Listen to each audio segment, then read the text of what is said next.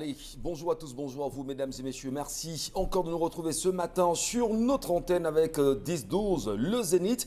C'est un plaisir de vous rencontrer comme chaque matin avec la grande famille, encore pour mieux comprendre les réalités qui existent autour du Cameroun. Qu'est-ce qui se passe encore cette fois-ci avec le cas Samuel Ouazizi? Peut-on savoir où en sommes-nous avec le cas Samuel Ouazizi? Pourquoi l'État du Cameroun est-il silencieux? Et d'ailleurs, ceux qui étaient censés jusqu'ici mener l'enquête pour nous donner des résultats autour du décès de ce journaliste. D'ailleurs, Reporters sans frontières vient de tenser le gouvernement camerounais, demandant à celui-ci de tout faire pour mettre la lumière autour de la question du journaliste Samuel Ouazizi, aujourd'hui dit-on décédé, dont on ne sait pas exactement où est le corps de ce journaliste. Et ce qui est curieux en même temps, c'est le silence des journalistes du Cameroun qui, depuis l'annonce de ce décès, ne disent toujours rien à sa suite. Et au-delà de Samuel Ouazizi, on parle également de Christopher, qui lui aussi est en prison depuis un petit moment, toujours pas jugé. Comment expliquer que le Cameroun devienne le terrier où les journalistes sont aussi maltraités? Parlons encore de journalistes maltraités. Il y a 4 ans que M. Vamouké, ancien directeur général de la chaîne nationale TV, en même temps est en prison. Il vient à nouveau de crier fortement. Il demande de revoir son cas, de renvoi en renvoi. Il n'en sait pas grande chose. Comment expliquer la relation qui existe entre le gouvernement camerounais, les journalistes, la presse internationale ou encore même les relations qui existent entre la presse internationale et les journalistes camerounais? Pourquoi abandonner les journalistes à la vindicte, on dira, du gouvernement, à la merci, bien sûr, de ceux qui ne veulent pas qu'on mette au goût du jour les lumières réelles et surtout le vrai visage du Cameroun? Bienvenue à vous, mesdames et messieurs. Avec la grande famille ce matin, on a encore du temps à passer ensemble. Bonjour, Mombo Mengan Kandje. Bonjour, monsieur Ngachou Numba. Bonjour à vous, chers téléspectateurs. Je rends hommage ce jour à un Camerounais digne fils, l'un des précurseurs du combat politique aujourd'hui, Ruben Oumniobé. La première fois, la voix du Cameroun avait été entendue à la tribune de l'Organisation des Nations Unies. C'était le 17 décembre 1952. Oumniobé, au-delà d'exposer les problèmes du Cameroun, il avait 2 orientations majeures. Il avait dit, par exemple, que la réunification du Cameroun est une condition sine qua non de l'accès de ce pays à sa souveraineté internationale, donc à l'indépendance. Deuxième chose qu'il avait souligné avec hargne, avec pugnacité et tout, c'est quoi? C'est que l'État du Cameroun n'était pas une colonie. Il a dit sur la base de la bout de phrase que la France avait mis dans cette déclaration du 13 décembre 1946, la déclaration de tutelle. La France avait dit elle l'administrera comme partie intégrante du territoire français. Oumniobé s'était opposé farouchement à ce bout de phrase-là pour dire qu'en fait, la souveraineté du Cameroun, donc l'indépendance du Cameroun, devait être fixée 10 à 10 ans après la signature de ces accords de tutelle. Donc le Cameroun, pour Oumniobé et pour l'Union des populations du Cameroun à cette époque, l'indépendance du Cameroun devait être accordée en 1956. Et en 1956, on nous a apporté la loi cadre, la loi DFR, pour aboutir en avril 1957 à un décret qui crée l'État du Cameroun. On est bloqué jusqu'aujourd'hui. Donc le combat de Oumniobé reste d'actualité, le combat de l'UPC reste d'actualité au Cameroun aujourd'hui, de considérer la France comme un élément perturbateur dans ce combat. Merci beaucoup, Mombo Mengan, pour ce 17 décembre 2020. Eh bien, écoutez, très bien. Il est important de s'en souvenir de ses premiers propos. Nous voulons l'indépendance directe et totale du Cameroun, disait Oumniobé ce 17 décembre 1952 devant la tribune des Nations Unies. Et la voix du Cameroun avait retenti devant ceux qui qualifiaient celui-ci de nègre et ne pouvons pas réfléchir. Bonjour à vous, cher Lamine Bachou. Bonjour, monsieur Michel Ngachou. Bonjour à tous les téléspectateurs. Nous condamnons sans réserve vos propos injurieux, vos attitudes condescendantes vis-à-vis de nous, de notre peuple entre guillemets de l'Ouest Cameroun et plus précisément de Bamougoum. Et nous voulons par conséquent que vous preniez sur vous de demander votre mutation hors de notre terroir parce que vous n'êtes plus le bienvenu. Dixit le président des élites Bamougoum et le président du comité de développement dans une lettre adressée à M. Bandamjo Aurélien, le sous-préfet de Bamougoum. Les populations disent là-bas, monsieur le ministre de l'administration territoriale, qu'elles ne veulent plus de lui. Bras de fer entre l'élite et le sous-préfet. Persona non grata désormais à Bamougoum. Voilà. Et ce qui est très clair d'ailleurs, parce que le peuple s'exprime, ce qui est très clair, le peuple a parlé, le peuple revendique. On espère maintenant que le gouvernement camerounais, à travers le ministère de l'administration territoriale, entendra au moins pour une fois la voix du peuple. Attendons de voir. Le peuple, c'est qui? Le peuple Bamougoum. Bonjour Karine. Bonjour Michel Gadjou, bonjour aux téléspectateurs. Dans le cadre de la revue des réseaux sociaux, on va s'intéresser à un sujet quand même marquant parce qu'on va parler de ce que le ministre Joseph Lé a dit aux élèves de l'ENAM qui sont entrés en début d'année académique le 15 décembre dernier parce qu'il a tensé tous ceux qui soutiennent que l'ENAM est une école qui doit être supprimée ou encore dissoute au Cameroun. Pour lui, en fait, la quintessence de ce que j'ai compris, parce qu'on va revenir sur ce qu'il a dit clairement dans le cadre même de cette revue des réseaux sociaux-là, pour lui, il s'agit pratiquement des jaloux. Voilà.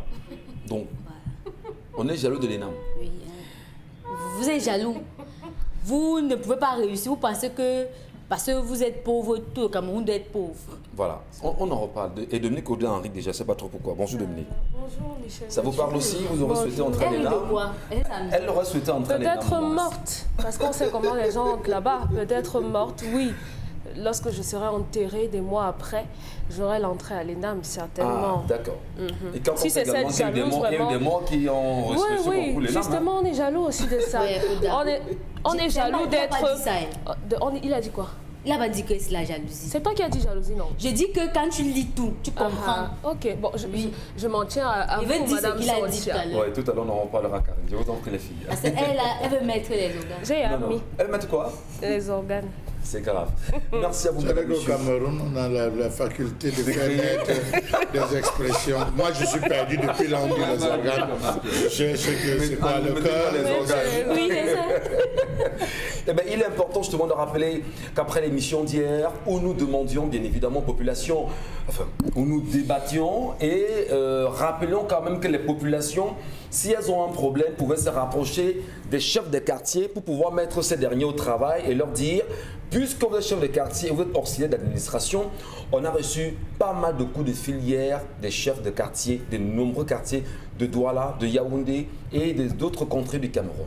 Nous croyons en même temps que le message est passé et que les Camerounais doivent comprendre que... Ils appellent pourquoi? Oui, que... On ne devrait pas. Qu'on met leur vie en danger. De quelle façon? Que nous, on a mis leur vie en danger et que nous ne leur permettons pas de travailler normalement. C'est justement parce que s'il y en a 10 000 personnes, l'homme a dit hier que M. Ngadjou, dites-vous, s'il y a 1000 personnes chez moi qui demandent à manger, prendrez la nourriture pour leur donner. Il n'est pas question de donner à manger. Voilà, il est question de donner de l'électricité, voilà, de l'eau et de la sécurité dans la mesure de vos capacités. Voilà, simplement pour rappeler que l'intention, c'est de dire, lorsqu'on est auxiliaire d'administration, on est proche du peuple. Et lorsque le peuple a un problème, il se rapproche d'abord de l'auxiliaire le plus proche, qui est le chef de quartier. Oui. Donc s'il y a un souci, on se rapproche d'abord du chef de quartier et on va suivre justement les procédures au fur et à mesure. Le mien, M. Michel Ngadjou, a constitué sa notabilité hier. Ah. Oui, le mien, dans mon cas, il a constitué sa notabilité hier. Ils ont engagé des tournées. Ils ont décidé que les jours à venir, ils vont aller saluer Néo. Pour leur dire que désormais, nous travaillerons ensemble. Voilà. C'est une très bonne chose. Ils vont se mettre ou pas? Voilà, merci beaucoup. Allez, l'histoire de ce matin, Dominique Audrey. Cette histoire nous vient d'un promoteur culturel camerounais qui a on dirait qu'il a commis une gaffe il y a sensiblement 3 semaines et il aimerait qu'on lui dise comment faire pour se faire pardonner. En fait, Cédric est le copain de Janice depuis 2 ans. Janice vit encore chez ses parents et de temps en temps, elle va rendre visite à Cédric, ainsi de suite. Donc, Cédric se plaint de ce qu'à chaque fois qu'il invite Janice, Janice se ramène toujours avec sa meilleure amie, entre guillemets.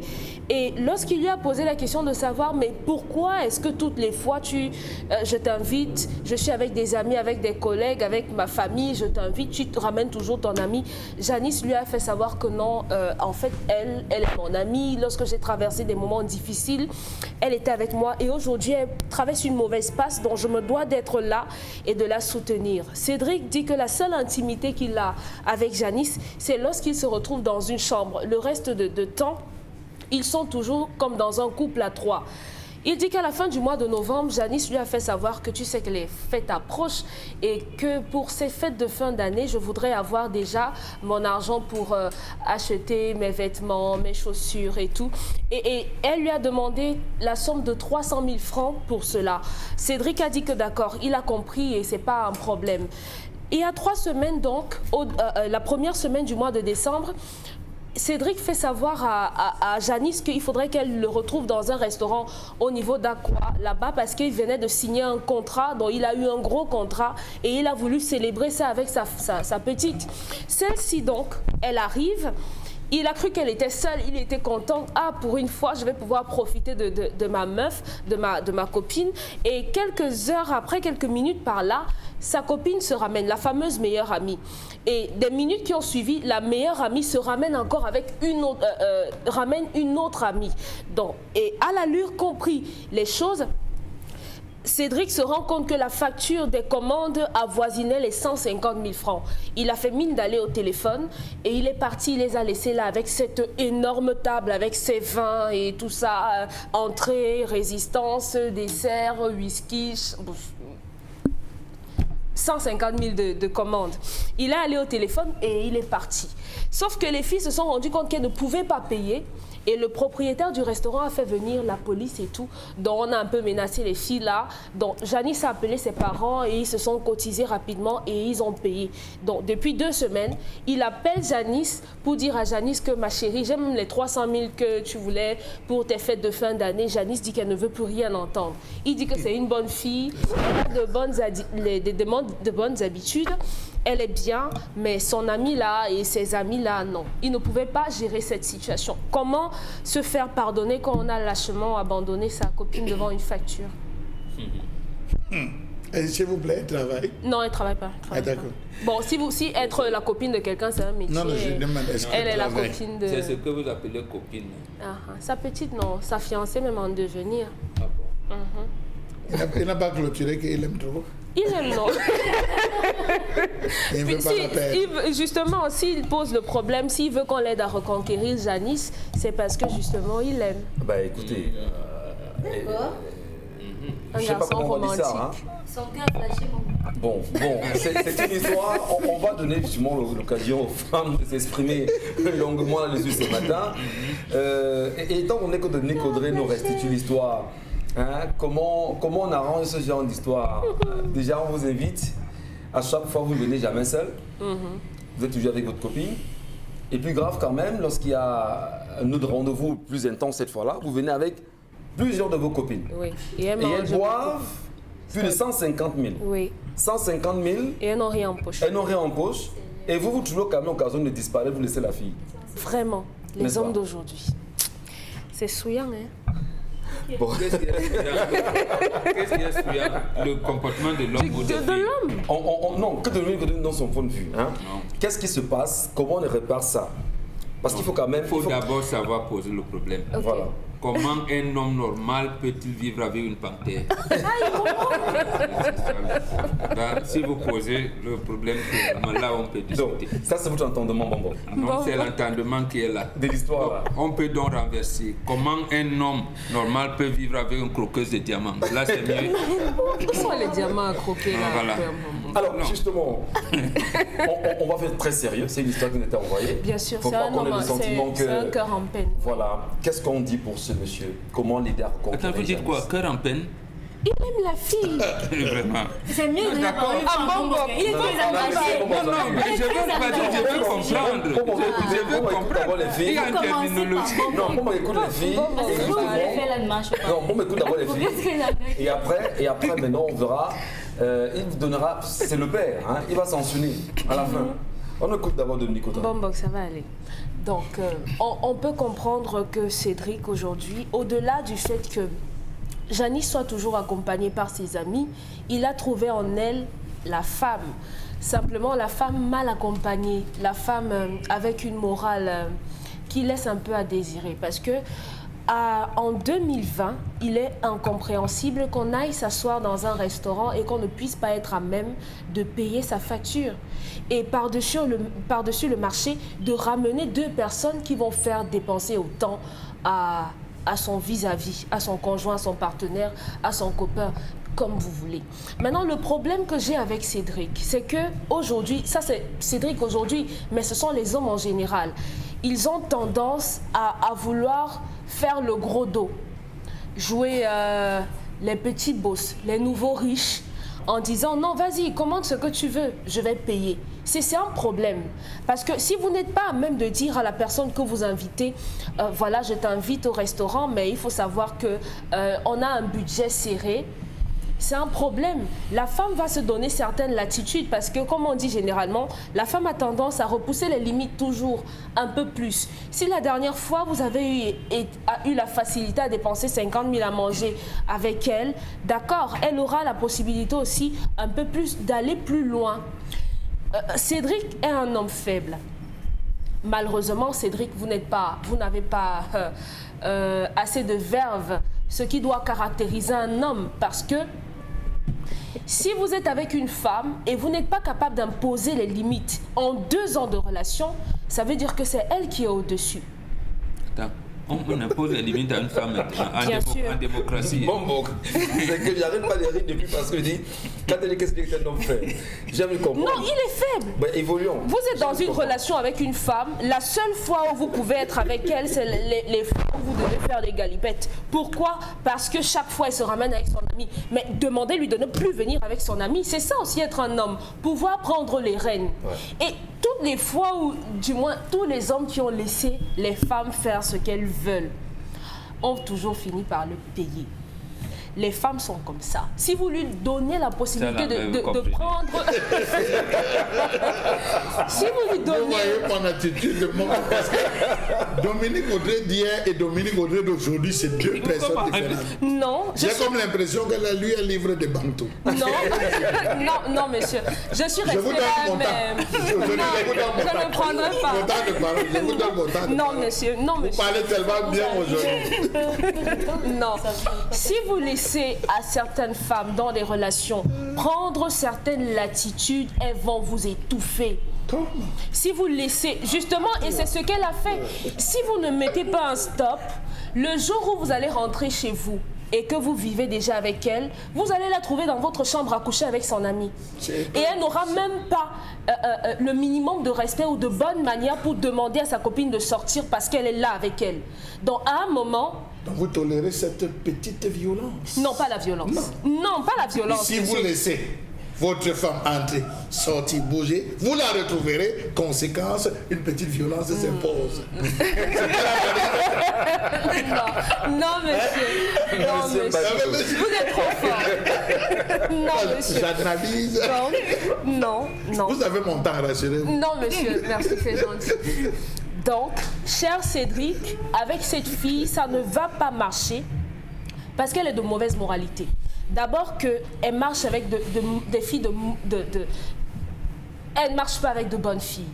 Elle ne marche pas avec de bonnes filles parce que je vois d'abord d'un mauvais œil d'accompagner quelqu'un à aller manger pour accompagner quelqu'un à aller manger. Mais où est passée votre fierté? Donc lui, il doit dire à la fille, ne viens plus ici avec quelqu'un d'autre. Non, De façon- je de vais façon être avec directe. toi. C'est pas quand je vais devoir m'envoyer en l'air avec toi qu'on doit être seul. Voilà. Il y a des jours où j'ai envie d'aller au restaurant pour parler. Voilà. On peut projeter notre avenir ensemble sans que ta copine soit là, qu'elle prenne un statut WhatsApp et te montre que regarde. Si vous disiez tel plutôt que si- les moments intimes, hein, parce que quand vous dites envoyé en l'air, ça fait un peu peur. Donc, Bon. voilà un peu. Les moments d'intimité à deux, oui, on peut comprendre. Bon, ok, d'accord. Bon, je voulais un peu varier. donc. Ouais, je comprends. Ok, d'accord. C'est très violent. Les moments d'intimité, les moments d'intimité, oui. Donc, c'est un peu ça. Les relations se fondent sur un certain nombre de choses. Lorsqu'on a dépassé l'étape du sexe, maintenant, on peut établir une relation un peu plus sérieuse. Et ça passe par des moments de dialogue, de partage. Et la troisième personne, généralement, c'est un intrus. Donc, cette fille, Cédric, oui, c'est 2 ans, mais il faut un peu revoir l'attitude. Une femme qui veut réussir, émerger avec un homme, ne peut pas accepter qu'il paye une facture de 150 000 simplement pour manger, pour montrer à ses copines que mon mec, il a l'argent, il peut dépenser autant Voilà. que je veux pour mes copines. Non, c'est pas une bonne fille. Prenons la vie de Karine Santia aussi, parce que c'est une affaire de femme. Karine, est-ce qu'il t'est arrivé au moins une fois d'être invitée par une de tes copines, manger avec elle, et certainement en compagnie de son conjoint? Et quelle expérience, si oui, vous en avez Vous avez eu? mangé combien? Je ne vais pas à ce genre D'accord, vous n'y allez pas. Voilà. Je Mais vais au pas moins, sur le mais au moins, vous appréciez quand même l'attitude de la fille. Comment? Qu'est-ce qu'on peut dire pour la fille et qu'est-ce qu'on peut faire pour que le garçon puisse reconquérir cette fille-là? de- Moi, je ne veux même pas qu'il soit avec cette fille parce que lui, il m'a l'air pédant. Elle est les pédants. Oui. Au contraire de ce que pense. Il m'a l'air Oui. pédant. Il m'a l'air pédant parce que vous finissez d'humilier quelqu'un, mais vous l'aimez quand même.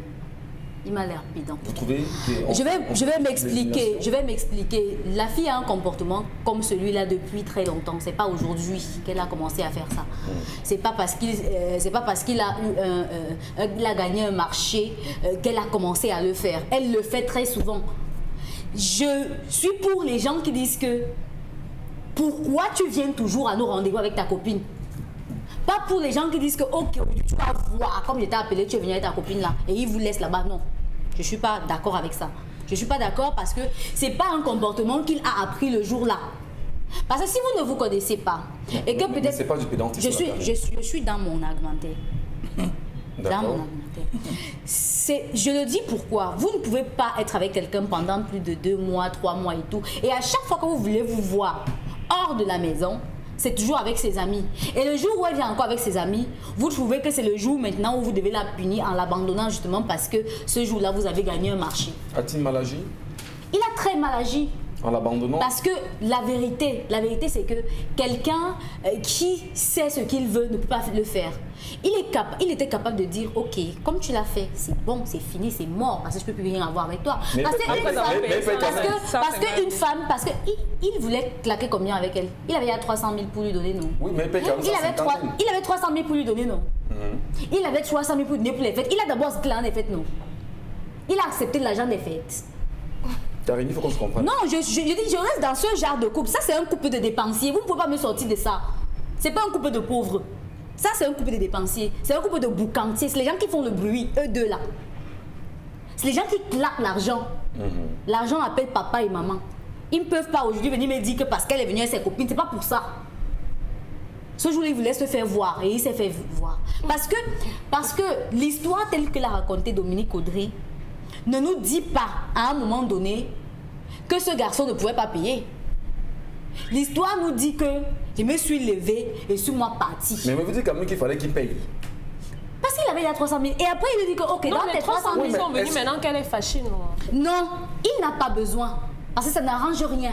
Pourquoi? Il encourage la fille à rester avec lui parce qu'il a de l'argent. C'est de Pourquoi? ça qu'il est question. Pourquoi? Il encourage la fille à rester avec lui parce qu'il va lui donner de l'argent. Et je suis sûre que cette fille est capable de lui faire claquer 1 million sans qu'il ne s'en rende compte. De prendre l'argent d'un marché et de le consommer. Lui, A-t-il pris conscience à ce jour? conscience de quoi? Non. Il n'a pas pris conscience. Parce qu'il va lui donner 300 000 pour les fêtes. D'abord que c'est trop. Il n'a pas pris conscience. Lui, là, il n'a pas pris conscience. C'est grave. Donc, du coup, lui, il ne sait pas ce qu'il veut. C'est pour ça que je dis que je ne suis pas d'accord avec lui. D'accord. S'il pouvait payer la facture le jour-là, qu'il paye. Et puis, il dit, dans ton argent que tu m'as demandé là, j'ai coupé ça dedans. C'est comme ça que ça se passe. Parce que ce couple se comprend dans les dépenses. Maintenant, si ça avait été un garçon... Elle ne dépense rien. Oui, il dit que c'est un couple de dépensiers. Elle consomme ce qu'il dépense, non? D'accord. Maintenant, si ça avait été un couple où on vit avec le minimum et le garçon se débrouille et tout, lorsqu'il y en a, on s'en sort. Lorsqu'il n'y a pas, on s'arrange. Ok, j'aurais compris que c'est inadmissible qu'à chaque fois que vous vous rencontriez, il y ait toujours une troisième personne. À quel moment vous vous parlez à deux, vous vous regardez dans les yeux pour vous dire des choses? Voilà.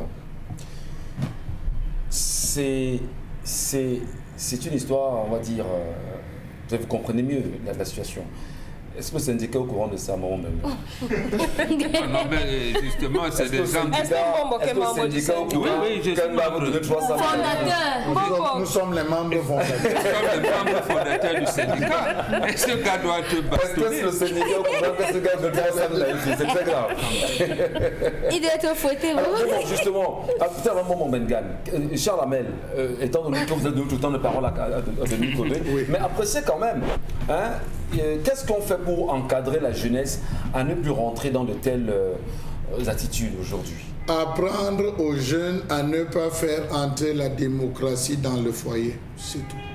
Donc le foyer, c'est la dictature. Monsieur Michel c'est pas Ngadio, la ce n'est pas la dictature. C'est quoi? Ne pas laisser entrer la démocratie. Donc, Monsieur Michel Ngadio, les affaires que tu entends, tu en penses quoi, chérie? Non, monsieur. Non. Zéro. La femme entre dans la chambre avec ses pensées et ressort avec celle de son mari. Donc c'est l'homme qui a le dernier mot. La femme vient juste rendre public. Et s'il a là, vous à côté voyez, de on la retrouve Dominique Audrey. S'il a à côté de Vous la voyez. plaque. Donc, monsieur Michel, non, je dis c'est comme ça. Pour ça, à ce niveau, On tombe dans ça un ne trou. se discute pas. La femme qui aime est une femme qui parle du futur. Celle qui n'aime pas vit dans le présent.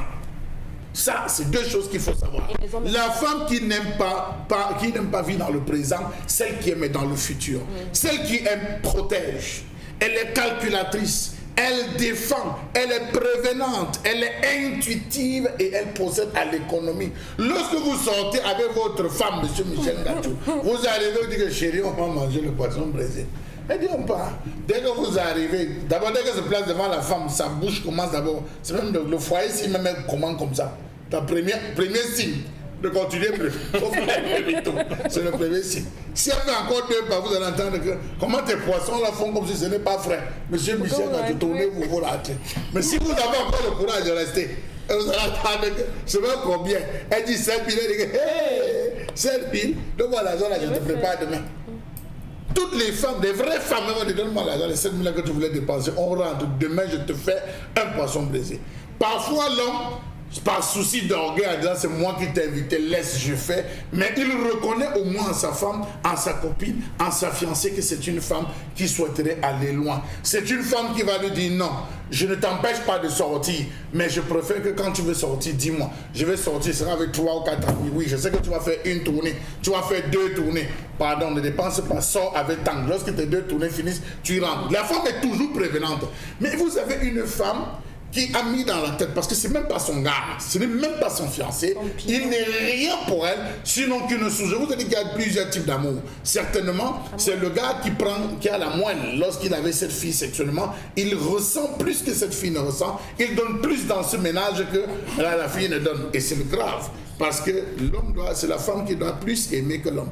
Quand l'homme aime plus, il est mort. c'est ça. Il est mort. C'est Je vous dis On comme ça. mesure ça Je comment? dis, il est mort. Tentez d'aimer votre femme plus que vous-même. Vous êtes Vous fini. voulez gâter les mariages des Donc, gens ou je le dis. Je le dis. Vous êtes mort sur les réseaux sociaux, vous aussi. Monsieur Michel Ngadio, je vous dis, tentez d'aimer votre femme. Il Vous le allez fait déjà. vous rendre compte que 1000 ou le chien même est plus discipliné. Je vous assure. Arrêtez le mot, monsieur. Non, je ne suis pas. Monsieur Michel Ngadio, vous n'avez pas subi des choses. Je vous assure. Vous n'avez pas Racontez-nous. subi. Je peux vous en raconter. Avant d'arriver. Non, laissez-moi. Mon Bengan, je vous en prie. Non, je voulais terminer en disant que chez les Bantous, juste en une phrase, il faut procéder par le calcul. On procède par le calcul. Traditionnellement, monsieur Michel Ngadio, quand vous rencontrez une fille, si la fille s'appelle Mba, vous rentrez dans la numérologie traditionnelle, vous procédez au calcul. J'explique pour que les occidentalisés comprennent. Par exemple, nous on a notre alphabet, il y a l'alphabet français. Vous prenez les 26 lettres de l'alphabet français, elles s'appellent Mba. M correspond au 13e numéro. 13e numéro dans l'alphabet. B, deuxième numéro. A, troisième numéro. Ça va faire 13 plus 2 qui font 15 plus 1 qui font 16. 1 plus 6, ça fait 7. Ça fait 7, c'est son chiffre 7. Moi, je prends par exemple Bachou, monsieur Michel Bachou, ça va faire 13 plus 2 plus 1 plus 10 plus 3 plus 8 plus 15 plus 21. La somme de ça va donner 1. Donc si Mbachou épouse Mba, il est mort. Au niveau de 7, elle est supérieure à moi. Elle va dominer le foyer, elle va contrôler le foyer, elle va contrôler. Donc, c'est des astuces qu'on utilise généralement pour calculer ces choses. Donc, j'estime qu'avant de se lancer dans ce genre de relation, il y a des stratégies traditionnelles. J'imagine que ce qui va se faire ce matin, les gens sont en train de faire le contrôle au moment où nous parlons. Ils vont tous calculer, je vous en prie. Permettez, on ne garde pas de mariage ce matin. Bon, Bengan Kanji, vous tout à l'heure, vous parlez justement d'une crocose de diamants. Et comment les encadrer? Comment surtout inviter, on parlera de la jeunesse d'aujourd'hui, à se servir du modèle des parents. Est-ce que vous, parents, vous étiez comme ça? Nos mamans vous aimaient pourquoi? Pour vos muscles, pour votre beauté, pour votre intelligence? Le romantisme. Ou parce que vous avez beaucoup d'argent? Dites-moi. J'avais un ami, pasteur à l'église, à la mission protestante américaine qui est devenue Église presbytérienne américaine en 1957. Oui. Cet ami-là, il faisait partie de la première promotion de Foulassi. Oui. Il s'appelait pasteur Thiegambogol Joseph. Quand on leur a dit qu'il fallait se marier avant d'être consacré. Licenciat, tout ça, il part épouser une femme. C'était la saison des prunes. Bon, on les laisse, les parents là-bas, on laisse les deux tout à côté. La fille avait braisé 5 prunes. Elle a consommé 3. Elle a laissé 2 pour son mari. Quand le gars il est venu dire à son parrain qui l'accompagnait, qui était le frère de son papa, parce que son papa biologique n'était pas le frère de son. Il dit, papa, rentrons. Elle dit non, je dis rentrons. Il dit que ça, c'est pas ma femme, ça. Elle va me faire mourir de faim. Elle a braisé 5 prunes, elle a mangé 3, elle m'a laissé 2. Il dit c'est pas les femmes. Ça correspond, lorsqu'on était en Égypte, lorsqu'on a commencé l'histoire, c'est que les Grecs ont appelé agapos. Il y a l'amour, les agapes, parce que vous, quand vous appelez agape, il y a aussi les héros. Donc, c'est déjà, quand vous viendrez à la chefferie, je vais vous expliquer davantage.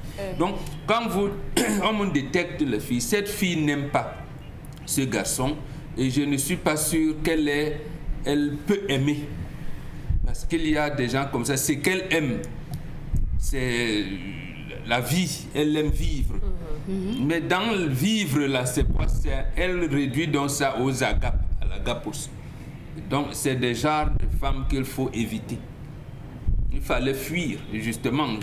Mais pour saluer l'action du gars qui a vendu la fille avec ses copines. Tout à fait. Puisqu'en fait, le gars lui donne de l'argent. Chaque fois. Donc, même là, il fallait les laisser, il fallait fuir, les laisser, puisqu'elles ont réglé, non? Le problème, là où je le condamne, c'est qu'il veut revenir. Il revient faire quoi, mon cher ami? L'amour. Non, c'est pas l'amour, c'est la bêtise, les bêtes. Non, c'est la bêtise, c'est-à-dire que vous vous engagez vous-même à dire que j'ai de l'argent à jeter. Ce n'est pas l'amour. L'amour, comme disait Charles Hamel, l'amour se projette. L'amour, c'est dans les projections. L'amour n'est pas la satisfaction bestiale. Ce n'est pas ça. C'est pas ça l'amour. C'est pour ça que je termine par là. Chez nous, les Bantous, on dit on ne fait pas l'amour, on vit l'amour. Très bien, maman. On ne fait pas l'amour, on vit l'amour. C'est très important justement de le mentionner ce matin. Et vous, qu'est-ce que vous faites? Vous faites l'amour ou vous vivez l'amour? Parlons-en après, la colère.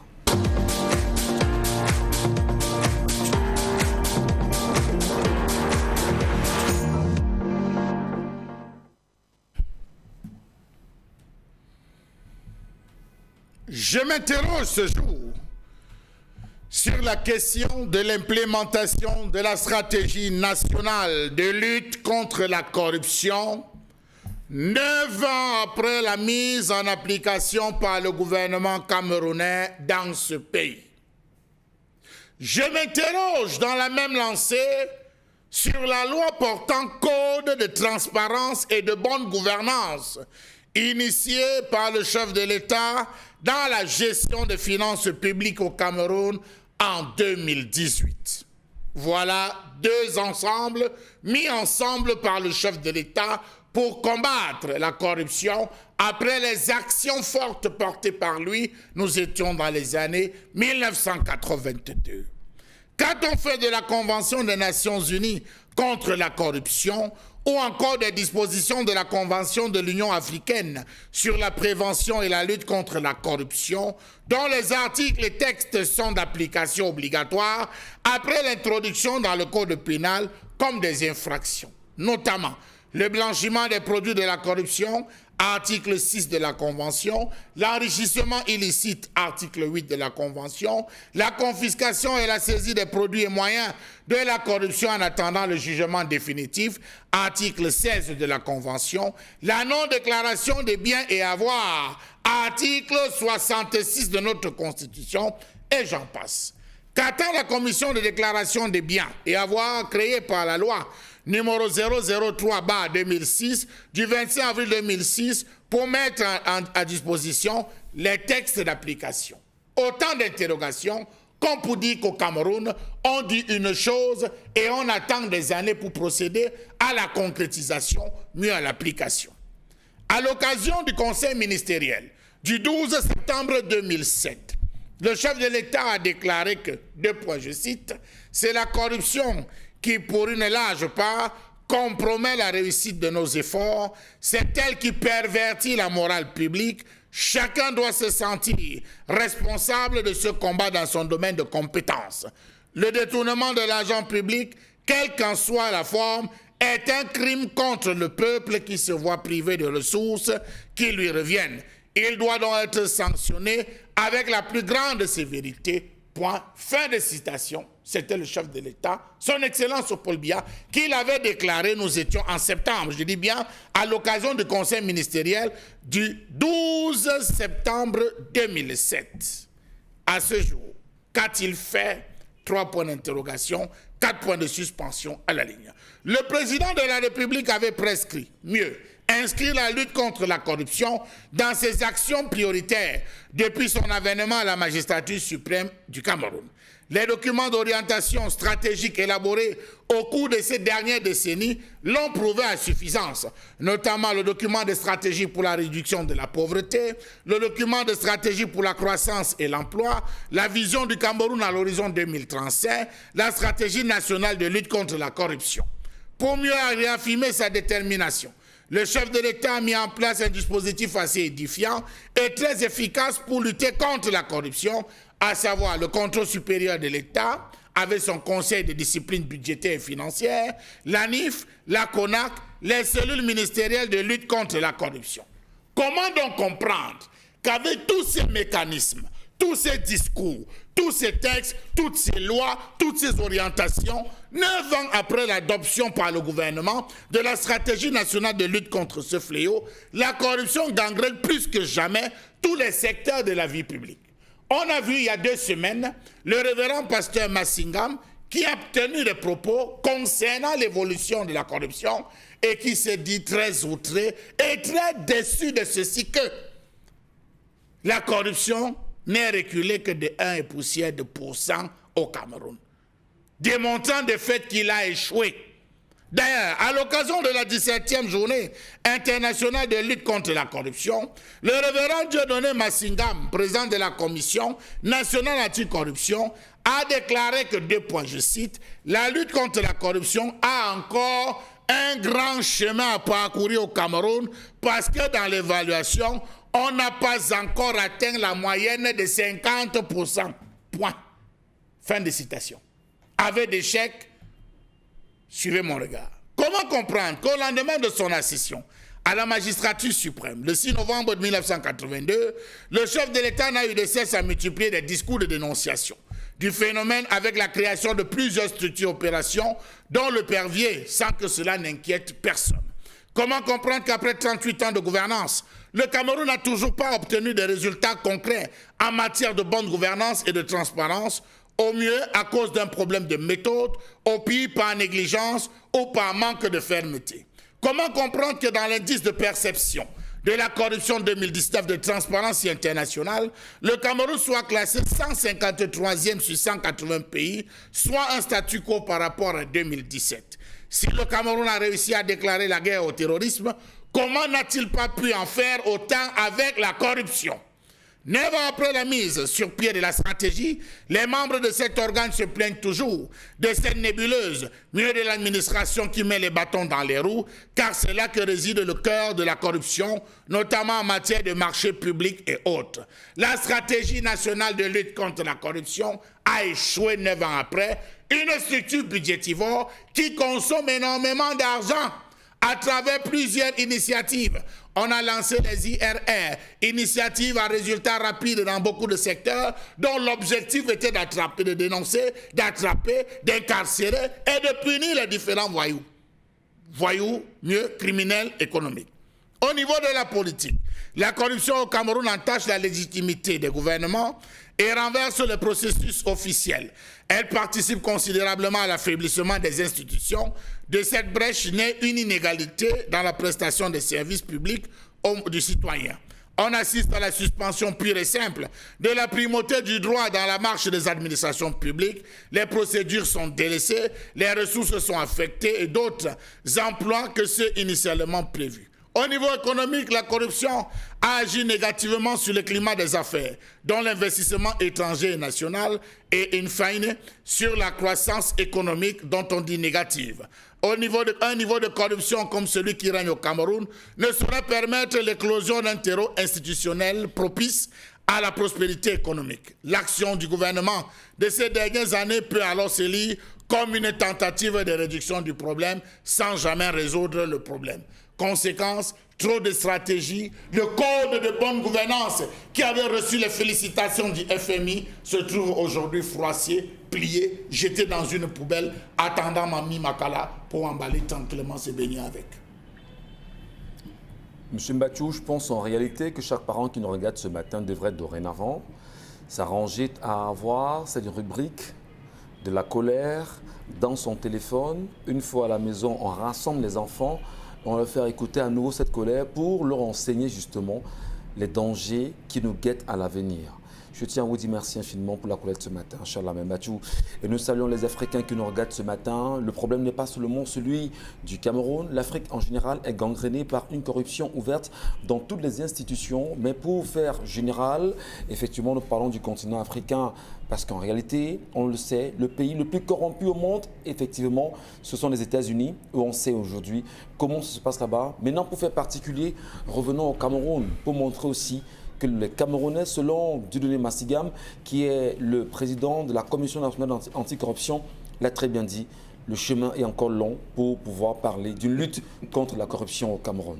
C'est assez choquant, c'est outrageant même, à la limite, c'est irritant pour ceux qui estiment que sous peu, on peut au moins espérer que le Cameroun sortira de ce chemin, de ce bourbier incompréhensible, inacceptable et surtout malsain pour l'évolution de l'économie camerounaise. Bonbon Bengan Kandji, Charles Hamel dans sa collecte tout à l'heure a évoqué un point qui semble être culminant, important, incontournable, tant qu'on ne pourra pas déclarer ses biens au Cameroun. Parlons de l'article 66 du Code pénal, c'est un problème sérieux. Là, nous restons dans le monde de la corruption et là, nous interpellons d'abord le premier Camerounais lui-même qui n'a toujours pas fait jusqu'à aujourd'hui. Oui, tout à fait. Et là, je vous donnerai deux éléments. Demander aux gens de déclarer leurs biens, ça veut dire leur demander de se faire harakiri.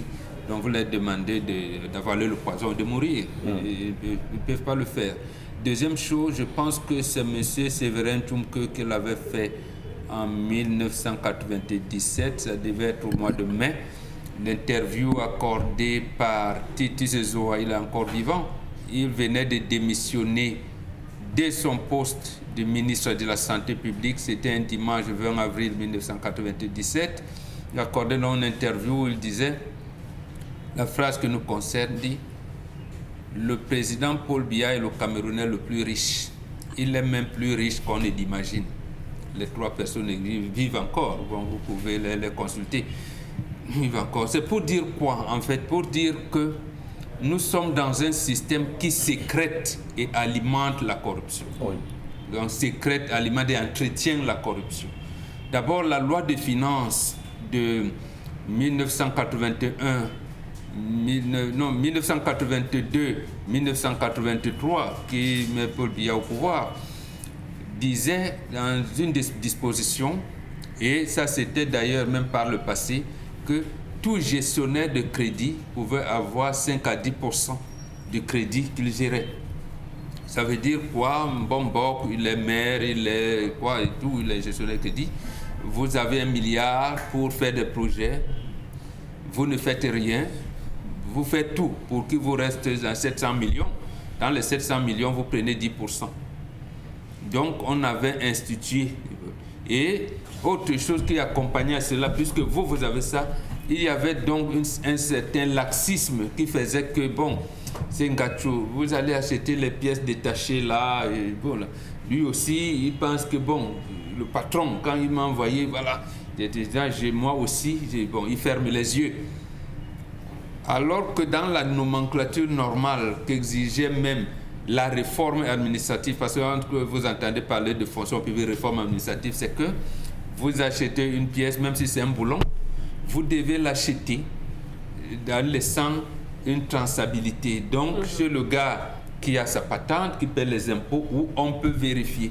Mais au regard également de la mercuriale qui existe maintenant, la mercuriale, vous allez voir, le sac de ciment peut coûter 4 500 francs et la mercuriale, on vous la vend à 10 200. Ouais, vous voyez, voilà, où quelqu'un à la CNPS, par exemple, venait acheter ses crayons à billes dans une société qui les fabriquait à Douala.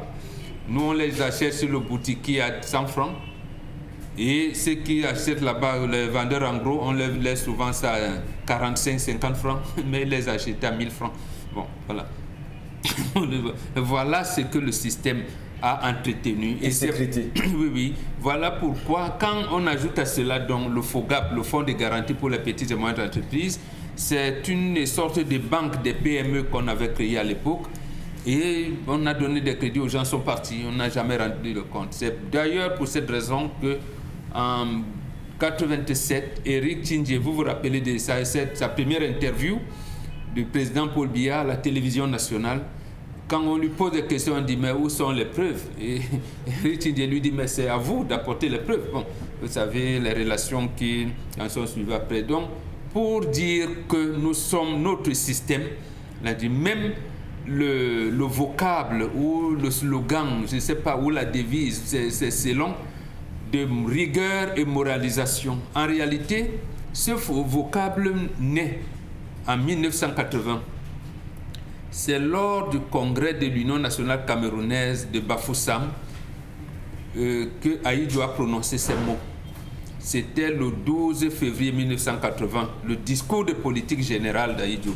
Il avait dit, s'agissant de la corruption, notamment que Gangrené dit, je le cite, « Pour les 5 prochaines années, la conduite du pays exige vigilance dans l'action quotidienne, rigueur dans le travail et moralisation dans les affaires. » Fin de citation. Donc en fait, lorsqu'il démissionne quelques mois plus tard, c'est tout à fait normal que son successeur reprenne ces mots, mais lui-même sachant qu'il ne pouvait pas le faire. Donc c'est pour ça même lorsqu'il dit « je ne faillirai point à mes engagements », il avait déjà failli.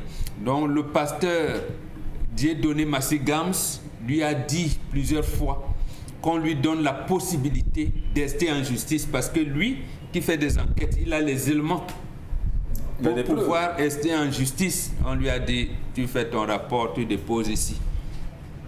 Il y en a fait un, je termine par là. Vous avez entendu parler du bureau de gestion de fret terrestre. Voilà, c'est un organisme qu'on a mis en place pour le corridor Douala-N'Djamena, dont la gestion de cabinet de fret, toute la manière qui vient. La CONAC avait constaté que cet organisme-là fait perdre plus de 150 milliards par an.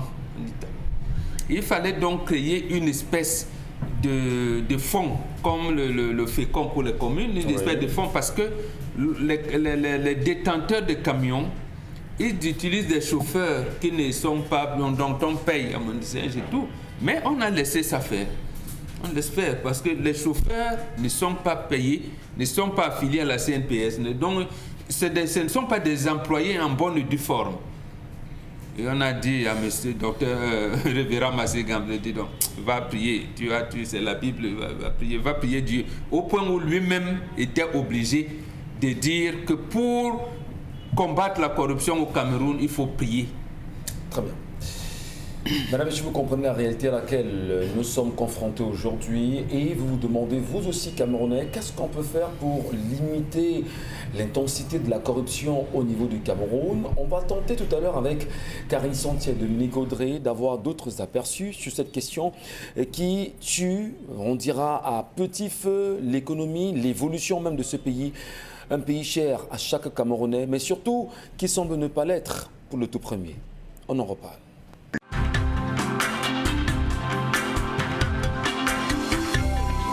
Le Zénith avec vous ce matin et nous parlions à l'instant bien évidemment de l'implémentation de la stratégie nationale de lutte contre la corruption 9 ans après son implémentation aujourd'hui.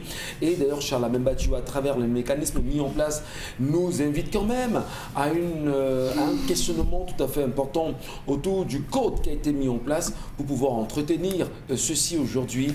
Que disent les Camerounais véritablement? Je voudrais également quand même qu'on en parle un tout petit peu, Dominique Audrey, une implémentation d'une stratégie nationale de lutte contre la corruption. Peut-on dire aujourd'hui véritablement, au-delà des propos de Dieudonné Massigams, du révérend pasteur Dieudonné Massigams, que le Cameroun a une bonne santé du point de vue de la corruption? Non, du tout. Du tout, puisque très malade alors, lui étant le médecin de cette partie-là du corps que constitue le Cameroun, voit que c'est en train de pourrir. Et cette stratégie s'appuyait sur les marchés publics, l'éducation, les transports, la santé et quelques autres domaines. Lorsque vous parcourez ce document, il est assez volumineux avec énormément de tableaux. Vous apercevez que par secteur, par domaine, ils ont fait une sorte de diagnostic. Ils se sont dit, par exemple, au niveau de la santé, on devait promouvoir la transparence au niveau des tarifications affichées dans les hôpitaux. Parce que vous savez aujourd'hui que c'est un problème. On peut vous dire que tel soin coûte telle chose. Et sur le terrain, ce n'est pas ça. Et parfois, certains arrivent même à monnayer pour avoir un certain nombre de choses. Donc, il n'y a pas véritablement un contrôle. Donc, à ce niveau-là, il fallait faire une sorte de travail. C'est à ce moment qu'intervient donc la CONAC avec sa stratégie qui met en scène des membres qui viennent du ministère de la Santé qui devaient effectivement travailler à implémenter cela. Donc, à ce niveau, dans les hôpitaux, les téléspectateurs nous diront, est-ce que les prix qu'on vous donne là-bas sont vrais? Je ne pense pas. Comment sont les procédures pour les prises en charge? C'est également à revoir. Dans le domaine des transports également, ils ont prévu de réduire les tracasseries au niveau de la route parce qu'on s'est rendu compte qu'il y avait des contrôles qui étaient illégaux. Je ne sais pas s'il dit... On ne dit pas illégitime, illégaux. Bon, oui, je veux dire que qui ne devait pas être là, voilà, en tout cas. Donc, il y a des agents de police qui se retrouvent sur les axes routiers et qui n'ont pas été commis à cette tâche-là. Justement. Donc, à ce niveau, on s'est rendu compte que les transporteurs subissaient énormément à toujours monnayer. Il y a la question des flashs. Où va l'argent qu'on collecte lorsqu'on flash les véhicules? Jusqu'aujourd'hui, je ne suis pas sûre qu'il y ait une certaine traçabilité ou bien qu'on ait un compte connu de tout ce qui dit que lorsqu'on vous arrête, vous pouvez faire déposer l'argent là-bas. Donc, il fallait gérer ça. Il fallait promouvoir également l'accès aux documents administratifs qui permettent de pouvoir exercer normalement le métier de transporteur. Donc, il y a dans ce domaine-là des problèmes. Au niveau des marchés publics, il était question de mettre une plateforme qui permettait de passer des marchés de façon électronique pour qu'on ait une certaine traçabilité. Qu'on sache que si on va sur telle page, on saura que l'entreprise Mbachou qui fonctionne comme ça, a gagné tel marché. Mais malheureusement, ici, ce n'est pas ça. Donc, le document de stratégie mis sur pied par la CONAC présente la situation globale du Cameroun comme un pays où on fonctionne plus par affinité. Il y a un manque de compétences criards qui fait que ces personnes incompétentes-là brillent par la corruption. C'est par elles que ça passe. Vous arrivez dans un service, quelqu'un qui a été ramassé dans un fin fond de village là-bas parce qu'il est le neveu ou l'oncle ou bien le mari, je ne sais pas trop quoi, de qui, il se retrouve simplement là-bas pour avoir un emploi, de l'argent et un salaire. Dominique Audrey, au-delà des réalités, au-delà des discours, au-delà des appels justement à stopper la saignée, il y a un réel problème d'action, manque d'action pour pouvoir sévir suffisamment les corrompus, voire les corrupteurs aujourd'hui. Oui, ça c'était la stratégie. Maintenant, lorsqu'on va sur le terrain, on se rend compte que ça ne sert à rien. Parce que d'abord, si je ne me trompe, on n'a pas de loi anticorruption. Une loi établie qui y en a. Mais c'est puni. Une batterie. C'est sauvagement puni au Cameroun. Mais bizarrement, on continue d'arrêter les gens. Mais qu'est-ce qui s'applique donc à ces personnes-là? Non, on a enrobé cette loi comme si on voulait dire voler beaucoup, corrompre beaucoup, on vous condamne moins. Parce que si on vous arrête et que vous avez la possibilité de rembourser le corps du délit, on peut vous libérer. Voilà. Donc un peu, c'est un peu le côté, on va dire, enrobé, comme on dit de cette loi-là. Donc vous voyez donc... Et ce qui est dommage, c'est que vous volez le milliard, vous remboursez le corps du délit, on vous libère. Mais pour ceux qui volent 10 000, il a 10 ans de prison. Tout à fait. 500 000 condamnés à vie. Voilà. Malheureusement. Donc aujourd'hui, notre administration continue dans l'intimidation, la falsification, le faux au vu et au su de tout le monde. Et ça veut dire que la mise sur pied de la CONAC depuis 2006 n'a pas marché. Il faut qu'on repasse autre chose, qu'on repense les choses. Peut-être si on avait la méthode de M. Mbachouki pour c'est la fusillade, si je ne me trompe. Mais non. Le peloton d'exécution. Voilà, le peloton d'exécution. J'avais dit si on nous donne 24 heures. 24 oui. heures. Si on a un cimetière, on fera de grandes choses dans ce pays. Oui, si on a ce genre de méthode, je pense qu'on pourra arranger les choses. Aujourd'hui, la CONAC s'appuie sur ce qu'ils appellent la promotion, l'éducation. Sauf que dans nos maisons aujourd'hui, la corruption commence très tôt. Lorsque vous envoyez l'enfant de votre voisin ou bien votre enfant, vous puisez de l'eau, vous lui donnez 25, vous lui donnez une sucette, vous lui donnez un bonbon. C'est déjà une forme de corruption qui entre dans la tête très jeune. Donc il faut aller chercher ça loin. Mais qu'il ne se cache pas derrière la Bible en disant que la Bible va corriger le mental et tout. Non. C'est faux. Il faut plus. Il faut plus. On est quand même en droit, Karine, sans cesser de demander finalement les nombreux documents de stratégie de réduction de la pauvreté qui devraient passer par la lutte, on va dire, très forte de la corruption aujourd'hui au Cameroun. Finalement, que de documents, que de stratégies inutiles autour de la lutte contre la corruption. Oui, parce qu'il y a aussi des décrets qui sont inutiles autour de la lutte contre la corruption. Des textes aussi, hein? Oui, parce qu'il est inadmissible qu'on ait autant d'organes et que la corruption augmente. C'est comme si on partage les organes, et on crée ces organes-là pour diversifier les détournements, les types de corruption. Parce que vous ne pouvez pas avoir la NIF, la Commission nationale anticorruption, les cellules ministérielles de lutte contre la corruption, le Conseil de discipline budgétaire et financière. Et vous continuez encore à parler de corruption. Depuis 1998, quand on parle de lutte contre la corruption au Cameroun, le Cameroun a gagné 2 trophées, 98 et 99, premier pays dans le monde en termes de corruption. Alors qu'on a commencé à parler de lutte contre la corruption. Donc, depuis qu'on a commencé à parler de lutte contre la corruption au Cameroun, le genre de corruption a changé. On n'est plus dans le million, on est dans le milliard. Et plus on parle de corruption, plus la corruption augmente. Et c'est dans tous les secteurs d'activité. Je m'explique parce que je vais m'appesantir un peu plus sur les cellules ministérielles de lutte contre la corruption. Parce que là-bas, on sait qu'il y a des missions et elles font des rapports qui sont adressés à la CONAC via des correspondances officielles. Et le but, leur mission est de prévenir et faire de la répression contre la corruption au sein des ministères. En plus de ça, elles peuvent proposer des mesures qu'on peut utiliser pour lutter contre la corruption dans leurs différents ministères respectifs. Ça veut dire qu'il y a des cellules anticorruption dans les ministères et dans les départements ministériels, dans les régions. Voilà. Maintenant, lorsque vous observez comment est-ce que on travaille, vous vous rendez bien compte que c'est des cellules qui existent que de nom, parce que on continue à aller dans ces ministères-là, dans ces bureaux-là et à payer pour avoir certains services. On continue à aller dans les ministères et on paye pour avoir un certain service ou encore pour avoir une rapidité dans le service, pour vous faire signer 1 ou 2 documents, vous donnez même un 5 000, 4 000 ou encore 10 000 francs à quelqu'un, il entre dans le bureau, vous ne savez pas quelle alchimie il a ou encore quelle rapidité, quelle facilité il a eu, il vous fait signer un document et rapidement il ressort. On parle tellement de corruption, mais ça n'empêche pas aux forces de l'ordre de continuer à récupérer les 1000 francs. Maintenant, si vous voyez les forces de l'ordre dehors qui stoppent l'État, qui stoppent les véhicules personnels et autres pour prendre les pièces, mais quand vous donnez les pièces, le gars n'est pas d'accord. Il n'est pas d'accord, il a l'impression que vous l'insultez. Alors que quand sous la pièce, vous avez mis un billet de 1000 francs ou 2000 francs, là, vous avez arrangé la situation, que vos pièces soient complètes ou pas. C'est de ça qu'il est question. Est-ce que ce n'est pas l'État du Cameroun, Karine? C'est-à-dire au-delà justement des textes, comme vous l'avez très bien dit, des institutions et autres, est-ce que ce n'est pas, comme on le disait, l'État sécrète et entretient la corruption, c'est vrai, mais qu'est-ce qui peut aujourd'hui aboutir à une lutte évidente contre la corruption? Mais changer les gens qui dirigent l'État. D'accord. Parce que c'est un système qui est entretenu depuis le haut. Il n'est pas question, quand on nous parle de 3 000 milliards pour organiser la CAN par exemple, et qu'on réussit à vous faire comprendre que le sac de ciment coûtait 16 000 francs, mais jamais on a posé des questions. On n'a pas fait l'audit des fonds qui ont été utilisés pour organiser la CAN par exemple. Et aujourd'hui quand même on continue encore à réaménager les sites sans avoir fait le bilan de ce qu'on a déjà fait préalablement.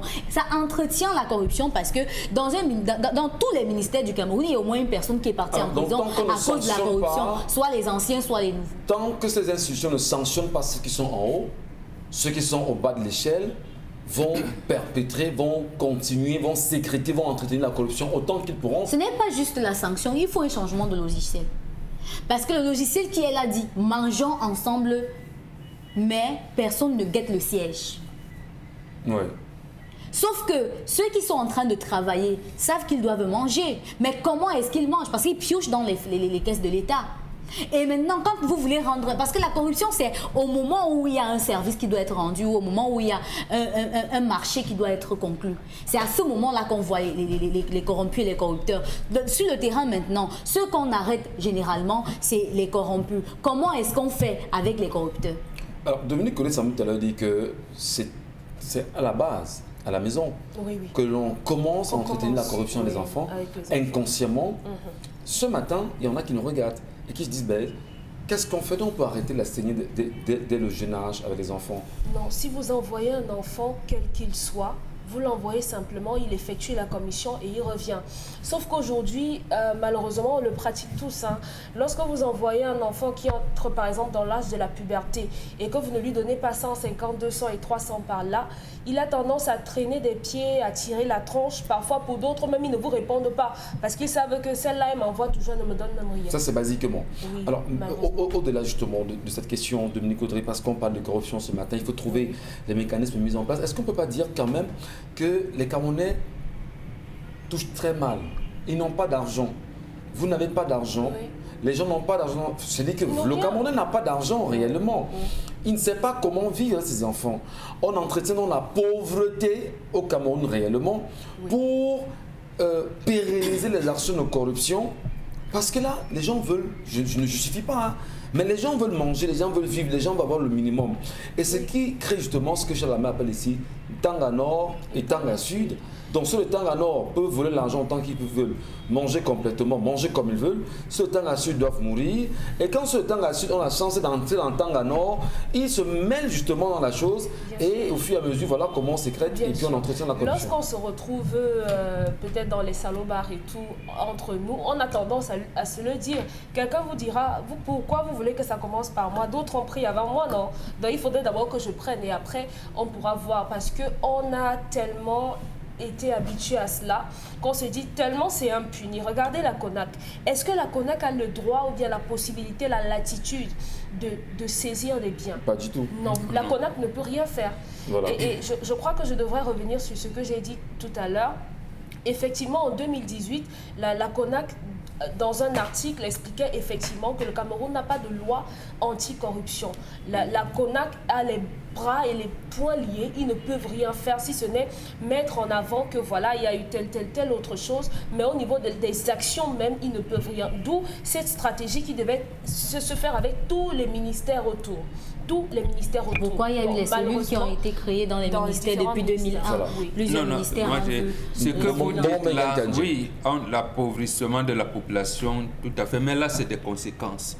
Quand je vous cite le discours d'Aïdjo tout à l'heure, ça veut dire quoi? Tout est planifié. C'est le système qui entretient la corruption.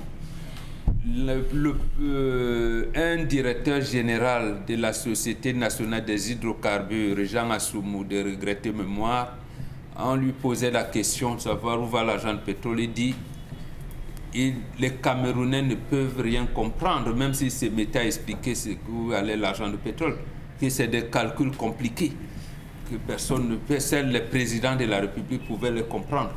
Il y a des choses comme ça, c'est entretenu, c'est un système. Par exemple, dans nos États, nous qui avons été sous administration française, on nous maintient en réalité pour nourrir la métropole.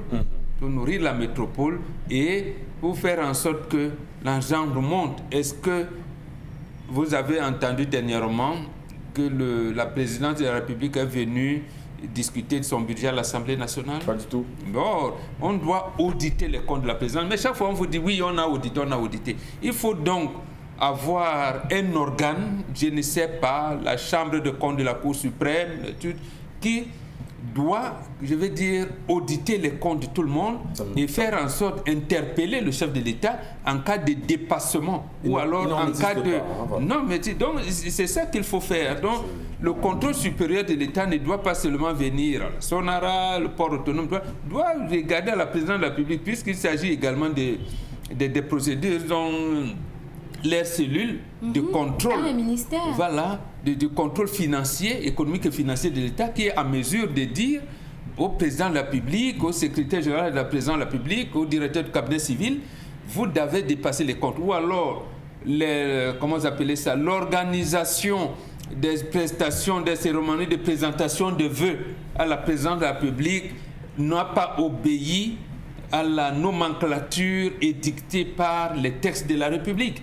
Donc, vous devez vous justifier pour tant nombre de caisses de champagne, tant nombre de tout et tout. Donc, si il y avait des possibilités comme ça, il y avait une structure, une institution de ce genre, je pense là, on commencerait à lutter contre la corruption. Alors, la question qu'on devrait se poser, peut-être elle est maladroite, c'est à quoi sert la CONAC aujourd'hui si on sait qu'à plusieurs reprises, notamment dans leur rapport de 2018, ils ont présenté des villas, des acquis d'origine douteuse et qui ne puissent pas agir. Pourquoi on continue de financer cette CONAC? Alors, très bien. Peut-être la question, vous la posez, Dominique Audrey. On tentera tout à l'heure de prendre le point de vue global avec Charles-Amel Bachou. Souvenez-vous, Charles-Amel, il y a quelques mois déjà, la Caisse autonome d'amortissement a rendu public un certain nombre de chiffres et des entreprises qui étaient très impliquées dans les dettes avec le Cameroun. Et au-delà de cette dette, quand même, on le disait à l'instant, c'est des conséquences qui trouvent des origines dans la corruption béante aujourd'hui au Cameroun. Quelle est, de votre point de vue, justement, la solution évidente pour que l'on puisse en sortir aujourd'hui? Parce qu'au-delà de la corruption, Charles-Amel, croyez-moi, que ce soit dans les hôpitaux, que ce soit dans les ministères, que ce soit dans les commissariats, que ce soit dans les brigades, que ce soit tous les corps du Cameroun sont englués dans la corruption, y compris même dans le secteur de la presse aujourd'hui. Qu'est-ce qu'on peut faire véritablement pour donner belle figure au Cameroun et l'amener à sortir? Alors, appliquer la politique des 3 pays de l'Afrique de l'Est, M. Michel Ngatiou, de l'Afrique, disons, de l'Est, on peut citer le Kenya, on peut citer le Ghana, le Ghana dans l'Afrique de l'Ouest. Le Kenya encore, il y a le Kenya, le Ghana et le Rwanda. Je vais vous dire qu'il n'y a pas longtemps, le Ghana a pris sur lui de déchirer toutes les poches des tenues des policiers. Les policiers n'ont plus de poche. Oui. Les policiers qui sont affectés au contrôle ont des tenues sans poche. C'est des mesures qu'on a prises. La stratégie de lutte nationale de lutte contre la corruption est entrée à la même période que ces différents pays dont je venais de citer, le Ghana, le Kenya et tout. Non pas que là-bas, la corruption avait atteint un seuil, non, mais ils ont estimé qu'ils voulaient arrondir, arriver au niveau de la 2e, 3e place dans le souci de lutte contre, on va dire, la corruption. Lorsqu'on lance dans la stratégie nationale de lutte contre la corruption, qui accompagne la loi de 2018 portant sur le code de transparence et de bonne gouvernance, il y a un ensemble, il y a un tableau qui accompagnait les différents, qui réglait, qui allait réglementer désormais l'ensemble de la gestion des affaires publiques. Le premier, c'était procéder à l'affichage de la gratuité des services. Lorsque vous arrivez dans les ministères, il était obligatoire, on avait affiché, voici les services qu'on doit vous rendre de manière gratuite. Voici les services pour lesquels vous devez vous acquitter et d'un timbre fiscal et d'un timbre communal. Et ceci, on mettait tous les prix. Que ce soit dans les hôpitaux, il était prévu que voici ce que vous avez à payer, dans les commissariats, dans tous les services publics. Voilà le premier principe, l'affichage de la gratuité des différences. Le deuxième, c'était la facilitation de la gestion et l'obtention des services. C'est-à-dire, j'arrive à la sous-préfecture, on a marqué que le sous-préfet reçoit de 9h à 12h. Tant que je suis là et que le rang n'est pas terminé, entre 9h et 12h, je rencontre le sous-préfet. Est-ce que cela a été appliqué? Point d'interrogation. Nous allons au troisième point qui abordait la question de la fluidité dans le traitement des dossiers. Quand vous entrez dans le bureau d'un directeur, vous trouvez sur la table, ça, je vous parle des mécanismes en termes de bonne gouvernance. Le troisième point, c'était la fluidité dans le traitement des dossiers. Vous entrez dans le bureau d'un directeur, vous trouvez les piles de dossiers qui sont juste à ce niveau. Ouais. Moi, je l'ai vu aux finances. Vous entrez dans le bureau d'un chef service, vous trouvez les dossiers qui sont... Monsieur, vous faites quoi dans ce service? Vous ne traitez pas les dossiers. J'ai affaire. Je fais l'encart. Allez-y. Et vous poursuivez, cher Labelle. Je suis au ministère des Finances, à Yaoundé précisément. Je suis dans le bureau d'un très haut cadre justement dans ce ministère. Et quand je vais dans son bureau, je me rends compte qu'il a des dossiers qui sont un peu partout. Et moi, ce qui est curieux, c'est que je viens pour un rendez-vous, j'attends. Il a fait pratiquement 1 heure. J'étais assis de l'autre côté, il était assis dans son bureau, on ne se parlait pas. Et il feuilletait document par document. Il lisait ligne par ligne, ce qui est bien, il faut apprécier. Mais ce qui est dommage, c'est que juste après les 1 heure, on est sorti, je vous dis, il a traité je vais dire environ, on a fait environ 2 petits dossiers qu'il a mis de côté. Donc vous pouvez bien comprendre, vous parlez de la fluidité, c'était pour accompagner justement cette idée de fluidité. Ça, c'était le troisième point. Le quatrième point, c'était la gestion de certains dossiers en ligne. Vous allez vous rendre compte, on a dit au niveau du port, plein de dossiers, ça c'est la tasse de Mbambaktoul, et certains dossiers désormais, le traitement se fait en ligne pour éviter la corruption, il n'y aura plus. Ça a bloqué les impôts cette année. Voilà. Pourquoi les experts comptables n'ont pas été en mesure de donner à temps leurs déclarations statistiques et fiscales des entreprises? Bloqué. Vous vous rendez compte? Voilà le système qu'on avait mis en place. Et le dernier point, c'était M. Michel Ngachou. Le tout dernier, c'était se rassurer que les équipes de la CONAC devaient circuler de manière spontanée, impromptue, tous les services, histoire de se rendre compte que c'était le cas. Et si tel n'était pas le cas, ils devaient aussitôt interpeller les médias. Pas faire un dossier, mais interpeller les médias pour dénonciation immédiate.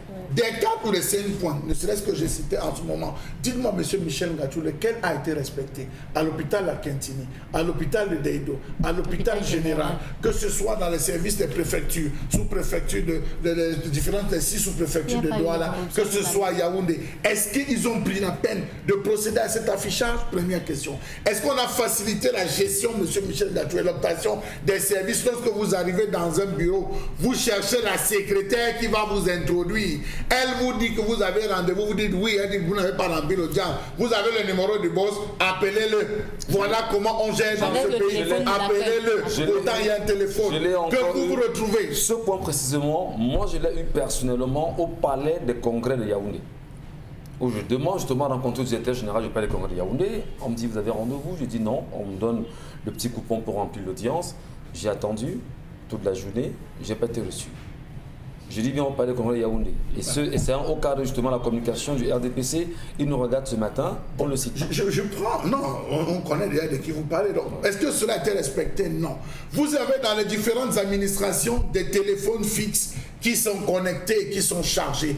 Lorsque vous prenez sur les encarts, les sites internet et tout, le service de communication, ce qu'on appelle Celcom, vous appelez par le fixe pour la gestion, le traitement et le suivi de votre dossier. Est-ce qu'on décroche ce téléphone qui sonne à longueur de journée, monsieur Michel Gadjou? Que non, on gère les téléphones. Alors vous vous rendez compte que, Mbongla dit, lorsqu'on met en place une méthode, on a déjà trouvé la solution idoine pour pouvoir la contourner. On aborde la question de la gestion, comment vous appelez ça, demande de titres de foncier en ligne, gestion de vos dossiers du port en ligne, paiement des impôts en ligne. On vient de vous dire que tout a été bloqué. On parle de la ligne alors qu'on n'a même pas Internet au Cameroun. C'est incroyable. Donc vous vous retrouvez à ceci qu'il y a l'autre mécanisme qui est mis en place et dont l'observation, M. Michel Gadjou, nous amène à croire, comme le disait tantôt sur le plateau, que ça vient des hautes sphères. Comment vous vous rendez compte qu'à l'approche des élections dans ce pays, on procède à plusieurs mutations dans les services, dans tous les services, la préfectorale, au niveau des FDS, Forces de défense, on change dans tous les secteurs.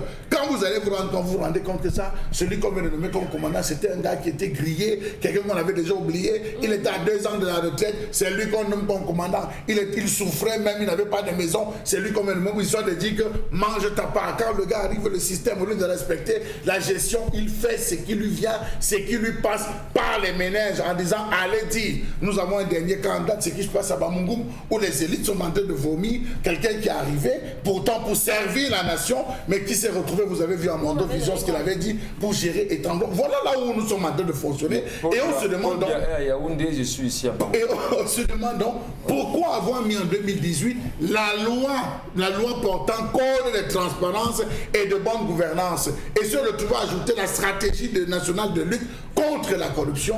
En 9 ans après, nous sommes sur place, nous piétinons, si bien entretenus, en disant que... On conclut en disant que c'est de l'enfumage pour les Camerounais, c'est la fumisterie en réalité parce que jusqu'à présent, rien n'est fait pour pouvoir... Monsieur Michel Gadjou, nous avons validé la Convention des Nations Unies contre la corruption. Nous avons validé les dispositions de la Convention de l'Union africaine sur la prévention de lutte contre la... Mais en termes de ratification, nous avons tout ratifié. Ça ressemble justement à la Déclaration universelle des droits de l'homme où nous avons ratifié ces textes qui sont au-dessus de la Constitution du Cameroun. Où, souvenez-vous, effectivement, on sait ce que vivent les prisonniers politiques aujourd'hui au Cameroun. Pourquoi est-ce que le Cameroun a ratifié les pareils textes et ne soit pas capable de les respecter aujourd'hui? Preuve simplement, c'est que le Cameroun est mal géré, mal gouverné et il faut justement renverser la vapeur en commençant justement, comme on a dit le poisson pourrit par la tête, il faut donc retirer la tête et sauver peut-être le corps si possible. Les messages Karine Sontia. Un message pour lutter contre la corruption, je propose l'amélioration des conditions de vie. Vrai, mais le système ne peut plus rien faire. Il doit dégager pour qu'on recommence sur des bonnes bases. Les saintes écritures imposent à l'homme d'aimer et à la femme de se soumettre, jamais le contraire. Pulchérie Bédi. Merci. C'est avec la défaite de... Wow, c'est pas visible ce message. Si la CONAC ne sert plus à rien, autant mieux la dissoudre. Trop d'organisations qui coûtent cher aux contribuables. Hugues Magne. Ce n'est pas que la CONAC. Il y a la NIF, il y a le TESC, il y a plein de structures. Ne tirez pas seulement sur la CONAC, il y a plein de structures. Mais il faut préciser justement que, en ce qui concerne toutes ces institutions, que ce soit la CONAC, que ce soit la NIF, que ce soit le TCS. Là, nous parlons en qualité de journaliste. Lorsque vous vous approchez de ces organisations pour avoir ne serait-ce qu'un chiffre, on ne vous donne pas. Je parle ici, je vais appeler ici le nom justement de Benjamin Foudaïfa, qui est un grand frère, qui est au niveau de la CONAC. On sait exactement. On ne peut pas lui en vouloir à lui, parce que quand vous vous rapprochez de lui, il ne peut pas tout vous donner. Mais la CONAC dit que les cellules ministérielles n'envoient pas les rapports. Alors qu'est-ce qu'on fait donc? La CONAC elle-même, elle se plaint. On dissout que Massi Gams et autres démissionnent pour montrer aux Camerounais que si on vous donne une mission comme ça et que vous n'avez pas la possibilité de travailler avec transparence, démissionnez simplement. C'est tout. Qui, moi? Je suis fou. Malheureusement, nous sommes dans un système. Malheureusement, nous sommes dans un système mange sans faire de bruit. Sinon, tu liras le. Il y aura les courageux et ce système lira le. Christelle Millot. Je vais vous faire rappeler les ambassades du Cameroun à travers le monde. Si la ligne passe, je change de nom. Ria dit-on. Ah oui, en plus, hein, ça c'est vrai. Hein. Equinox, si vous voulez trouver les solutions pour vaincre la corruption au Cameroun, je vous souhaite beaucoup de courage, car ce phénomène est inné en chaque Camerounais. Natacha Kemenyu. L'exemple vient d'en haut, comme en général les enfants ne copient que les mauvais exemples. Voilà où nous en sommes aujourd'hui. Si les Camerounais résidant au Cameroun ne comprennent pas que la solution n'est pas dans les églises et prières et qu'ils doivent passer aux actes et se battre pour leur avenir, alors ils ne sortiront pas d'aussitôt de l'auberge. Lutte contre la corruption. Laissez-moi rire un peu.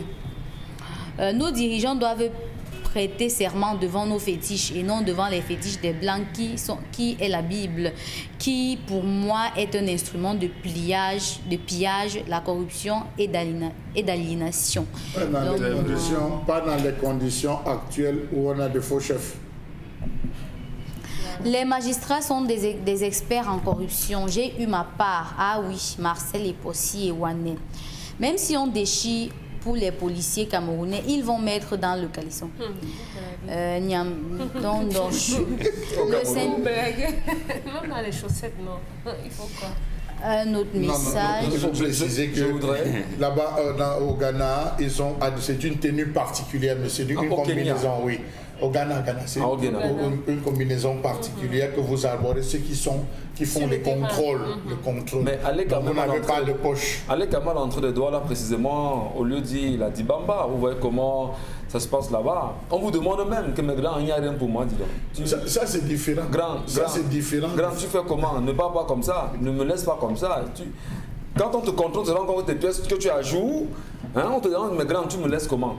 Donc c'est bien dommage. Karine, vous nous permettez, et vous nous permettez également de poursuivre l'émission avec non seulement nos partenaires, Consti Lamine là, dans un instant, madame, monsieur, le concept Salaka également qui s'installe, mais surtout, ce matin, Consti vient nous parler de Sorebco.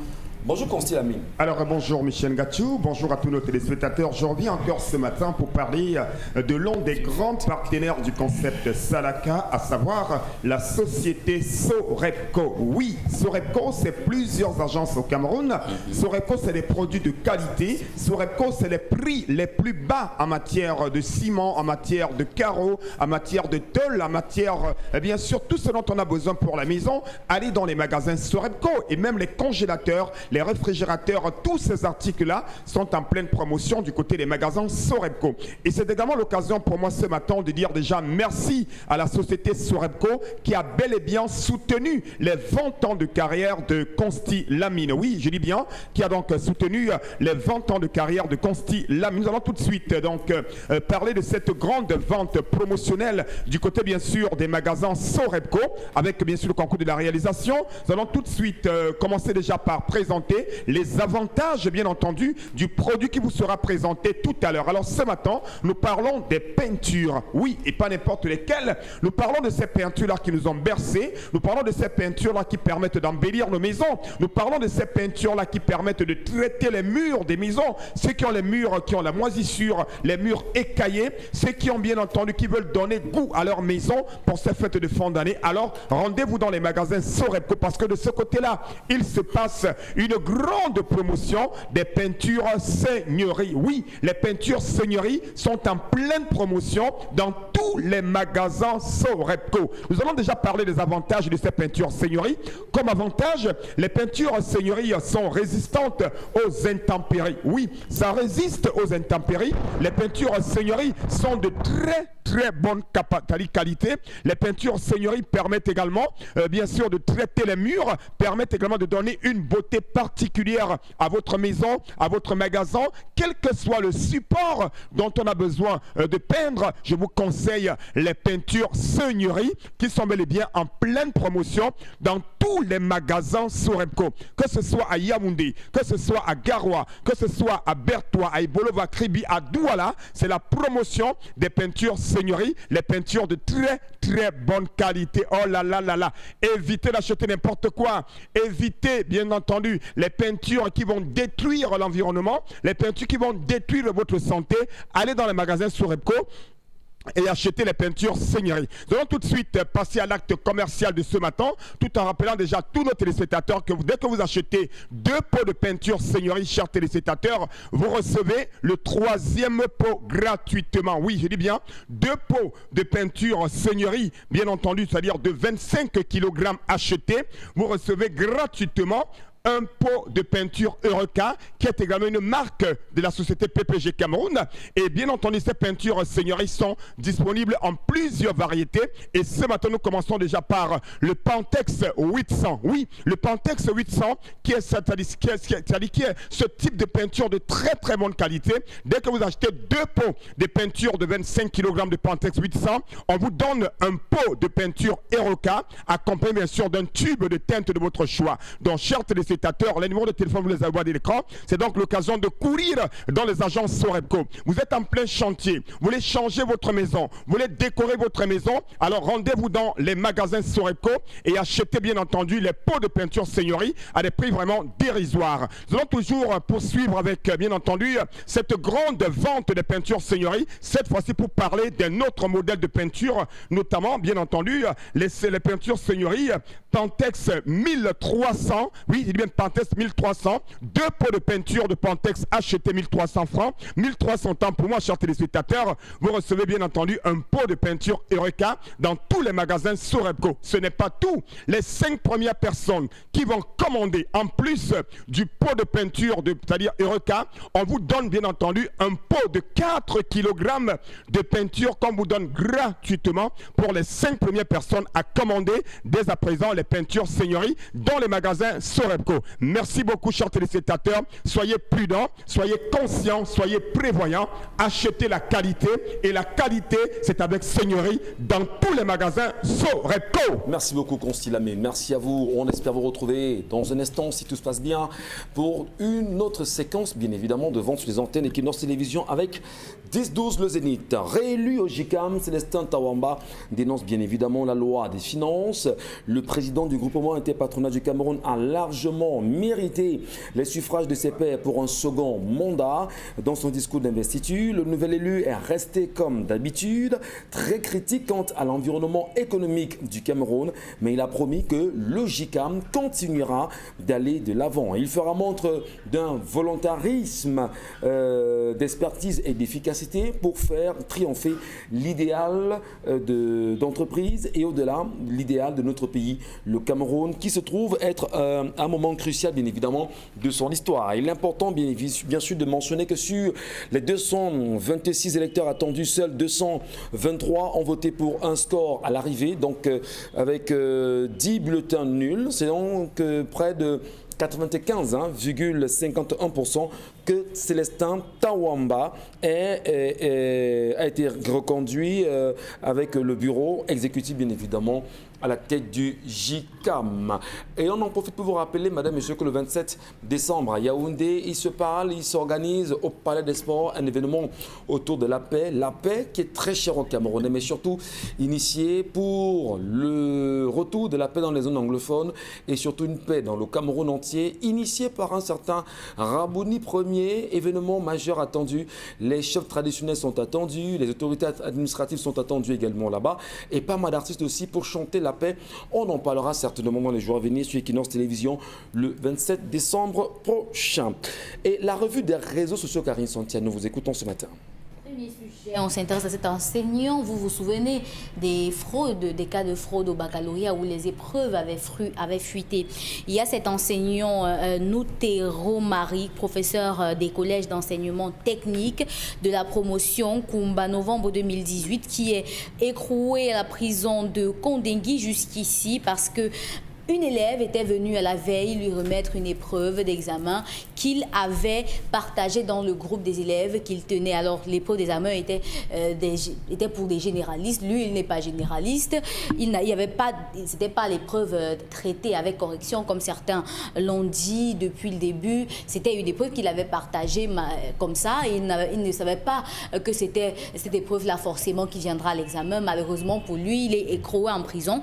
Tous ceux avec qui il a été été arrêtés au même moment. Aujourd'hui, ont été libérés provisoirement. Mais lui, il reste en prison. Il appelle aussi à la clémence de Madame la ministre des Enseignements secondaires afin qu'il soit aussi, lui, libéré. Sauf que sur la toile, les Camerounais sont très en colère par rapport à cette information parce qu'ils se disent qu'il n'est pas question qu'au bas de la chaîne, on enferme quelqu'un et pourtant du haut de la chaîne où on a laissé fuiter les épreuves, c'est-à-dire au niveau de l'OBC ou encore du ministère des Enseignements secondaires, qu'on n'enferme personne. Ceux-là qui ont été reconnus coupables ne sont pas en prison, mais que lui, l'enseignant, soit enfermé. C'est l'objet d'une colère en même temps, M. Mbatchou, ce matin.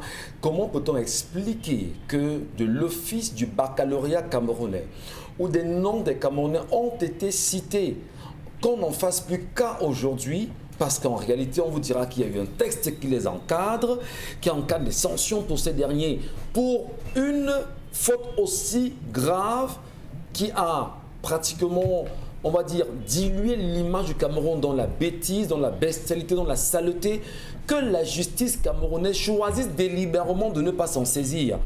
Alors, quand il s'agit d'un enseignant comme ceux-là qui cherche des voies et moyens de s'en sortir, qu'il soit contraint de rédiger une lettre pour demander pardon à la ministre. Est-ce que la ministre elle-même aujourd'hui ne peut pas la poursuivre elle-même? Alors, il faut dire que lorsque j'ai découvert cette information, M. Michel Ngatou, j'ai eu très mal. J'ai eu très mal dans ce sens que je me disais que le dossier avait été clos du fait qu'on a libéré, en plus de Kevin, rappelez-vous, l'ensemble des personnes qui étaient l'enseignant encore là-bas liées à ce dossier, parce qu'on avait établi, je pense qu'il y avait un enseignant de Loum et un enseignant de Melon, et puis l'enfant de Kevin, je dis ce qu'on avait pu attraper de ce côté. Qu'il soit encore retenu là, est-ce que ce n'est pas un oubli? C'est une question qu'il faut se poser. Est-ce que ce n'est pas un oubli volontaire? On a voulu le maintenir pour histoire de le tenir. Qu'est-ce qui a bien pu se passer pour qu'il soit encore retenu dans ces geôles? J'ai bien mal pour lui. J'ai mal dans ce système lorsqu'on se rend compte que tous ceux qui, de près ou de loin, avaient été accusés, que ce soit au niveau de l'OBC, que ce soit au niveau des services de l'imprimerie, ces personnes se baladent en arguant tout le monde et qu'il y ait encore des personnes cassées. Je crois qu'à ce niveau, il y avait équilibre. On s'était rendu compte d'un ensemble de vices de forme qui avaient été, n'est-ce pas, établis. Il fallait tout simplement les libérer. J'invite les juges, M. Michel Ngatou, plutôt que Madame le ministre, j'invite les juges à bien vouloir libérer cet enfant. C'est comme ces enfants qu'on a confondus, M. Michel Ngatou, je profite pour faire une digression, ces enfants qu'on a confondus à des microbes, l'autre jour, c'est des étudiants. C'est des étudiants. Ici, à Bépanda, je pense bien. C'est des étudiants, M. Michel Ngatou. C'est des étudiants. Il y a une personne qui est partie provoquer apparemment la bagarre dans le quartier, cassant des bouteilles. Il a fui et il est rentré dans l'hôtel pour se réfugier. Là où il était dans l'hôtel, client de cet hôtel pour se réfugier. C'est de là où les enfants, et ensuite qu'il a blessé un enfant, venaient le récupérer pour le livrer à la police. Le propriétaire a plutôt appelé en disant que voici les microbes qui veulent tout détruire. Donc, imaginez ce qui est en train de se passer dans ce pays où finalement on ne sait plus. Voilà un pauvre qui se retrouve en prison. Il se retrouve en prison tout simplement parce qu'un élève et l'administrateur d'un groupe est venu lui remettre une épreuve. Il n'a pas appris l'épreuve. Il a juste mis dans le groupe. Lui-même n'est pas général. Donc vous voyez jusqu'où. Et à côté de ça, vous avez des personnes qui ont été ramassées, M. Michel Ngatou. Je profite encore pour faire cette digression en se demandant où est-ce qu'on va. Les gars descendent dans le quartier pour faire un contrôle. Ils descendent faire le contrôle. On trouve la bouteille de gaz chez le monsieur. On trouve des pendules. On lui demande de donner le reçu de ce. Le gars dit la pendule, c'est la pendule de mon père. De l'époque de mon père, on dit monsieur, c'est le sel et tout. On embarque. Donc à un moment donné, posons-nous les bonnes questions dans ce pays. Faire du mal à son prochain rapporte quoi? Non. C'est la question qu'il faut se poser. Ça c'est clair, ça c'est clair. Faire du mal à l'autre rapporte quoi? Quand je pose la question, savoir, c'est pas sérieux.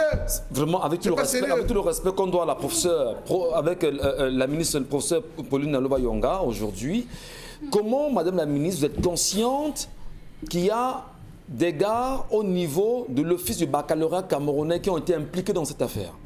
Comment comprendre justement... Avec des noms connus. Avec des noms connus. Ils sont connus, ils sont identifiés. Les noms sont encore là aujourd'hui. On les connaît, ils se baladent. Quand on laisse un enfant comme celui-là justement à la merci des prisonniers. C'est vrai, il avait ses frères en prison, mais qu'on le laisse dans une prison alors qu'il vous est... Mais il doit enseigner. Il doit enseigner. Il n'y a même pas d'enseignant au Cameroun. Il y a 2 semaines, monsieur Michel Gachou, il y a 2 semaines, elle-même, Madame le ministre, a dit qu'elle est à la recherche de 1002 professeurs disparus. Qu'on le retrouve 1002 professeurs disparus. Alors, on va peut-être pas, on l'a très bien dit, c'est un objet de colère parce que ça met vraiment les Camerounais en colère. Madame le ministre, usez de toutes les mêmes relations que vous avez usées. Messieurs les juges, vraiment, libérez ce pauvre garçon qui rentre à signer, libérez ce pauvre garçon. C'est vrai qu'on dit que quand la justice attrape, elle ne relâche pas aussi facilement, mais de la même manière qu'on a libéré les autres, videz ce contentieux aussi simplement.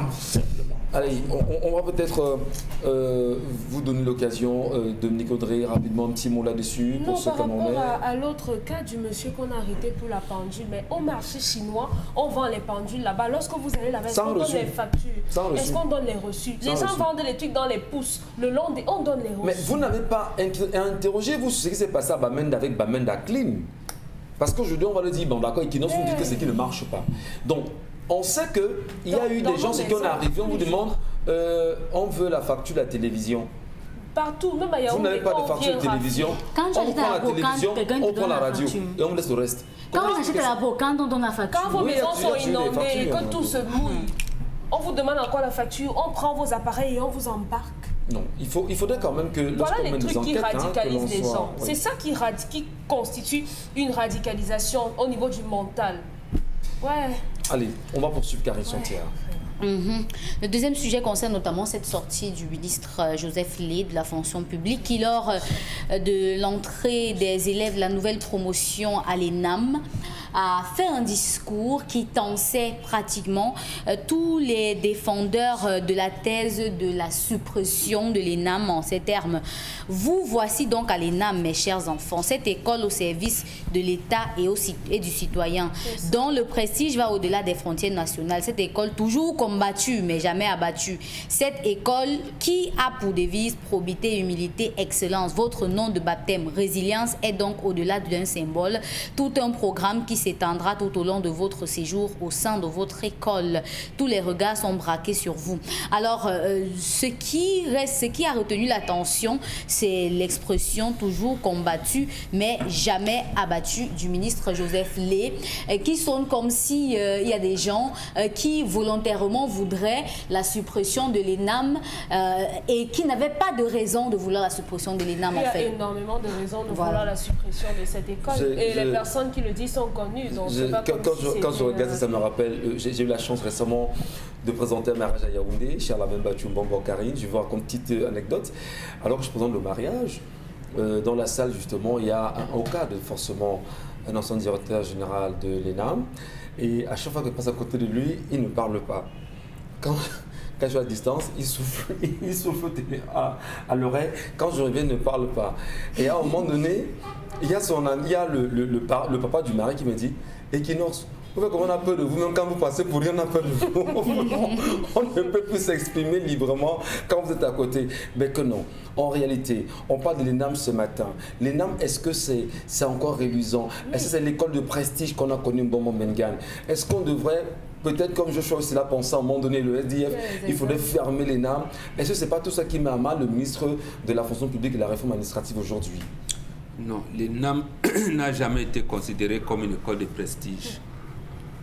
On ne développe pas un pays à travers son administration, non. La preuve, nous sommes entrés au Fonds monétaire international en 1986. Nous sommes sortis, en fait, on a atteint le point d'achèvement de PPTE en 2006.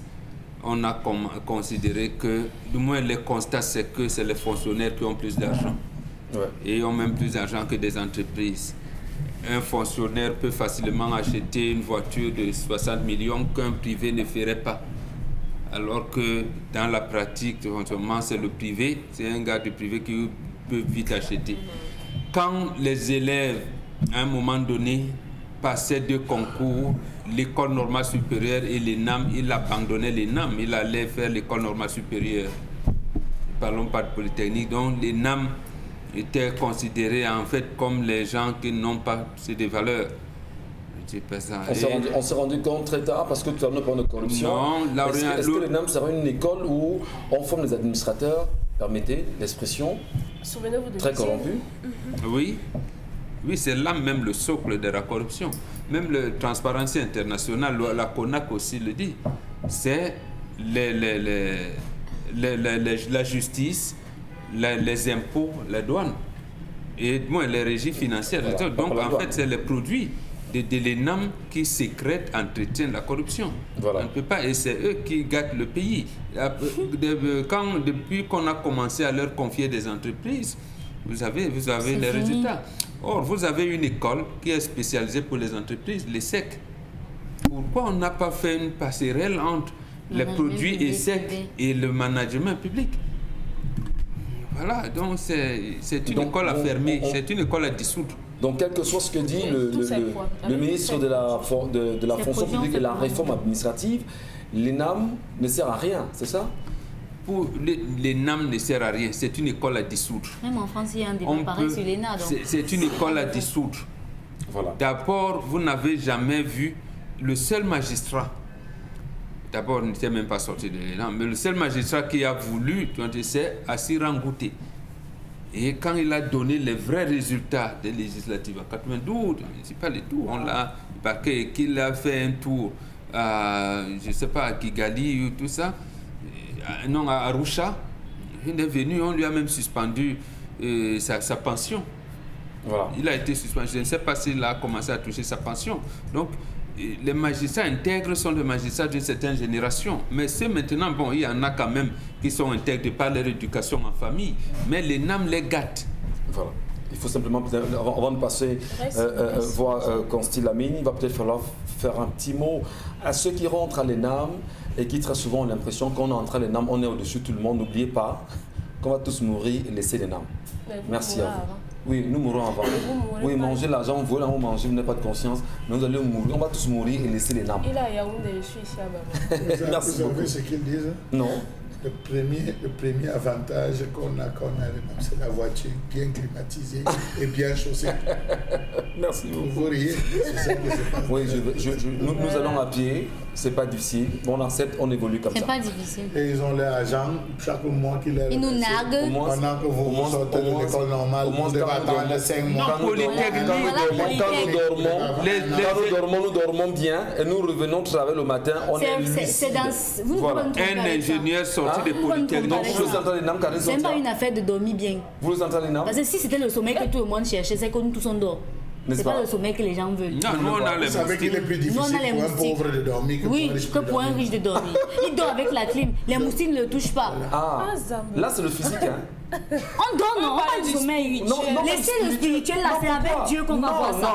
On est sur terre, vous nous parlez du spirituel comment? Karine, ça sert à rien de dormir, tu ne dors pas. Michel Gachou, c'est pour ça qu'on ne fait que mettre Dieu devant alors que le problème est là, on vit, on touche. N'est-ce pas? Oui. Parlons avec Vondio, on vous revient. Vondio, bonjour Constille. Alors Michel Gachou, je te tire un coup de chapeau, hein. C'est-à-dire tu partages la même philosophie de la vie que moi. La meilleure façon de vivre sur terre, c'est d'être simple, c'est d'aimer ce qu'on fait, c'est d'être sérieux, n'envier personne. Ah ben oui, ça ne sert à rien d'avoir des milliards, d'avoir des grosses voitures et mal dormir. Le meilleur sommeil est le sommeil dont on ne se reproche de rien. Merci Michel Gachou pour cette belle introduction de ce matin. Merci beaucoup mon frère. Alors à l'instant, nous allons parler bien entendu du concept Salaka, de ce concept de communication, de vente en direct à la radio et télévision Equinox. Alors je reviens ce jeudi matin annoncer à tous les téléspectateurs une très très bonne nouvelle commerciale. Oui, une très bonne nouvelle commerciale qui est celle que le concept Salaka de Constille Lamine organise 3 jours de vente promotionnelle à la terrasse de l'hôtel Lumière, c'est à Douala au Cameroun. Oui, c'est à l'occasion de la prolongation de la célébration de mes 20 ans de carrière. C'est un événement qui fait partie des activités qui marquent les 20 ans de carrière de Constantine Amine qui seront célébrés tout au long du mois de décembre et qui ont commencé le 4 décembre dernier. Alors, le lundi 21 décembre, le mardi 22 décembre et le mercredi 23 décembre qui est un jour spécial parce que ce mercredi-là, nous allons une fois de plus couper le gâteau d'anniversaire à la terrasse de l'Hôtel Lumière et ces ventes promotionnelles auront lieu de 8h à 19h30. C'est l'occasion déjà pour les téléspectateurs de faire déjà des réservations, d'appeler au concept Salaka. Vous aurez bien entendu tous les produits du concept Salaka, bien entendu tels que les tapis de braise, les pommades contre les hémorroïdes, les correcteurs de posture, les languettes médicales, l'électroménager. Tous ces produits-là seront vendus à des prix vraiment dérisoires. Tenez-vous tranquille, ce jour-là, vous aurez le Von Bio Oméga 3 à 5500 francs pour ces 3 jours de vente promotionnelle à la terrasse de l'Hôtel Lumière, c'est à Douala. C'est à l'occasion de la prolongation de la célébration de mes 20 ans de carrière. Merci beaucoup et bonne célébration à tous les clients du concept Salaka. Allez, merci également à vous, madame, messieurs. Si vous ne faites pas la politique, elle vous fera. Sinon, elle peut vous broyer.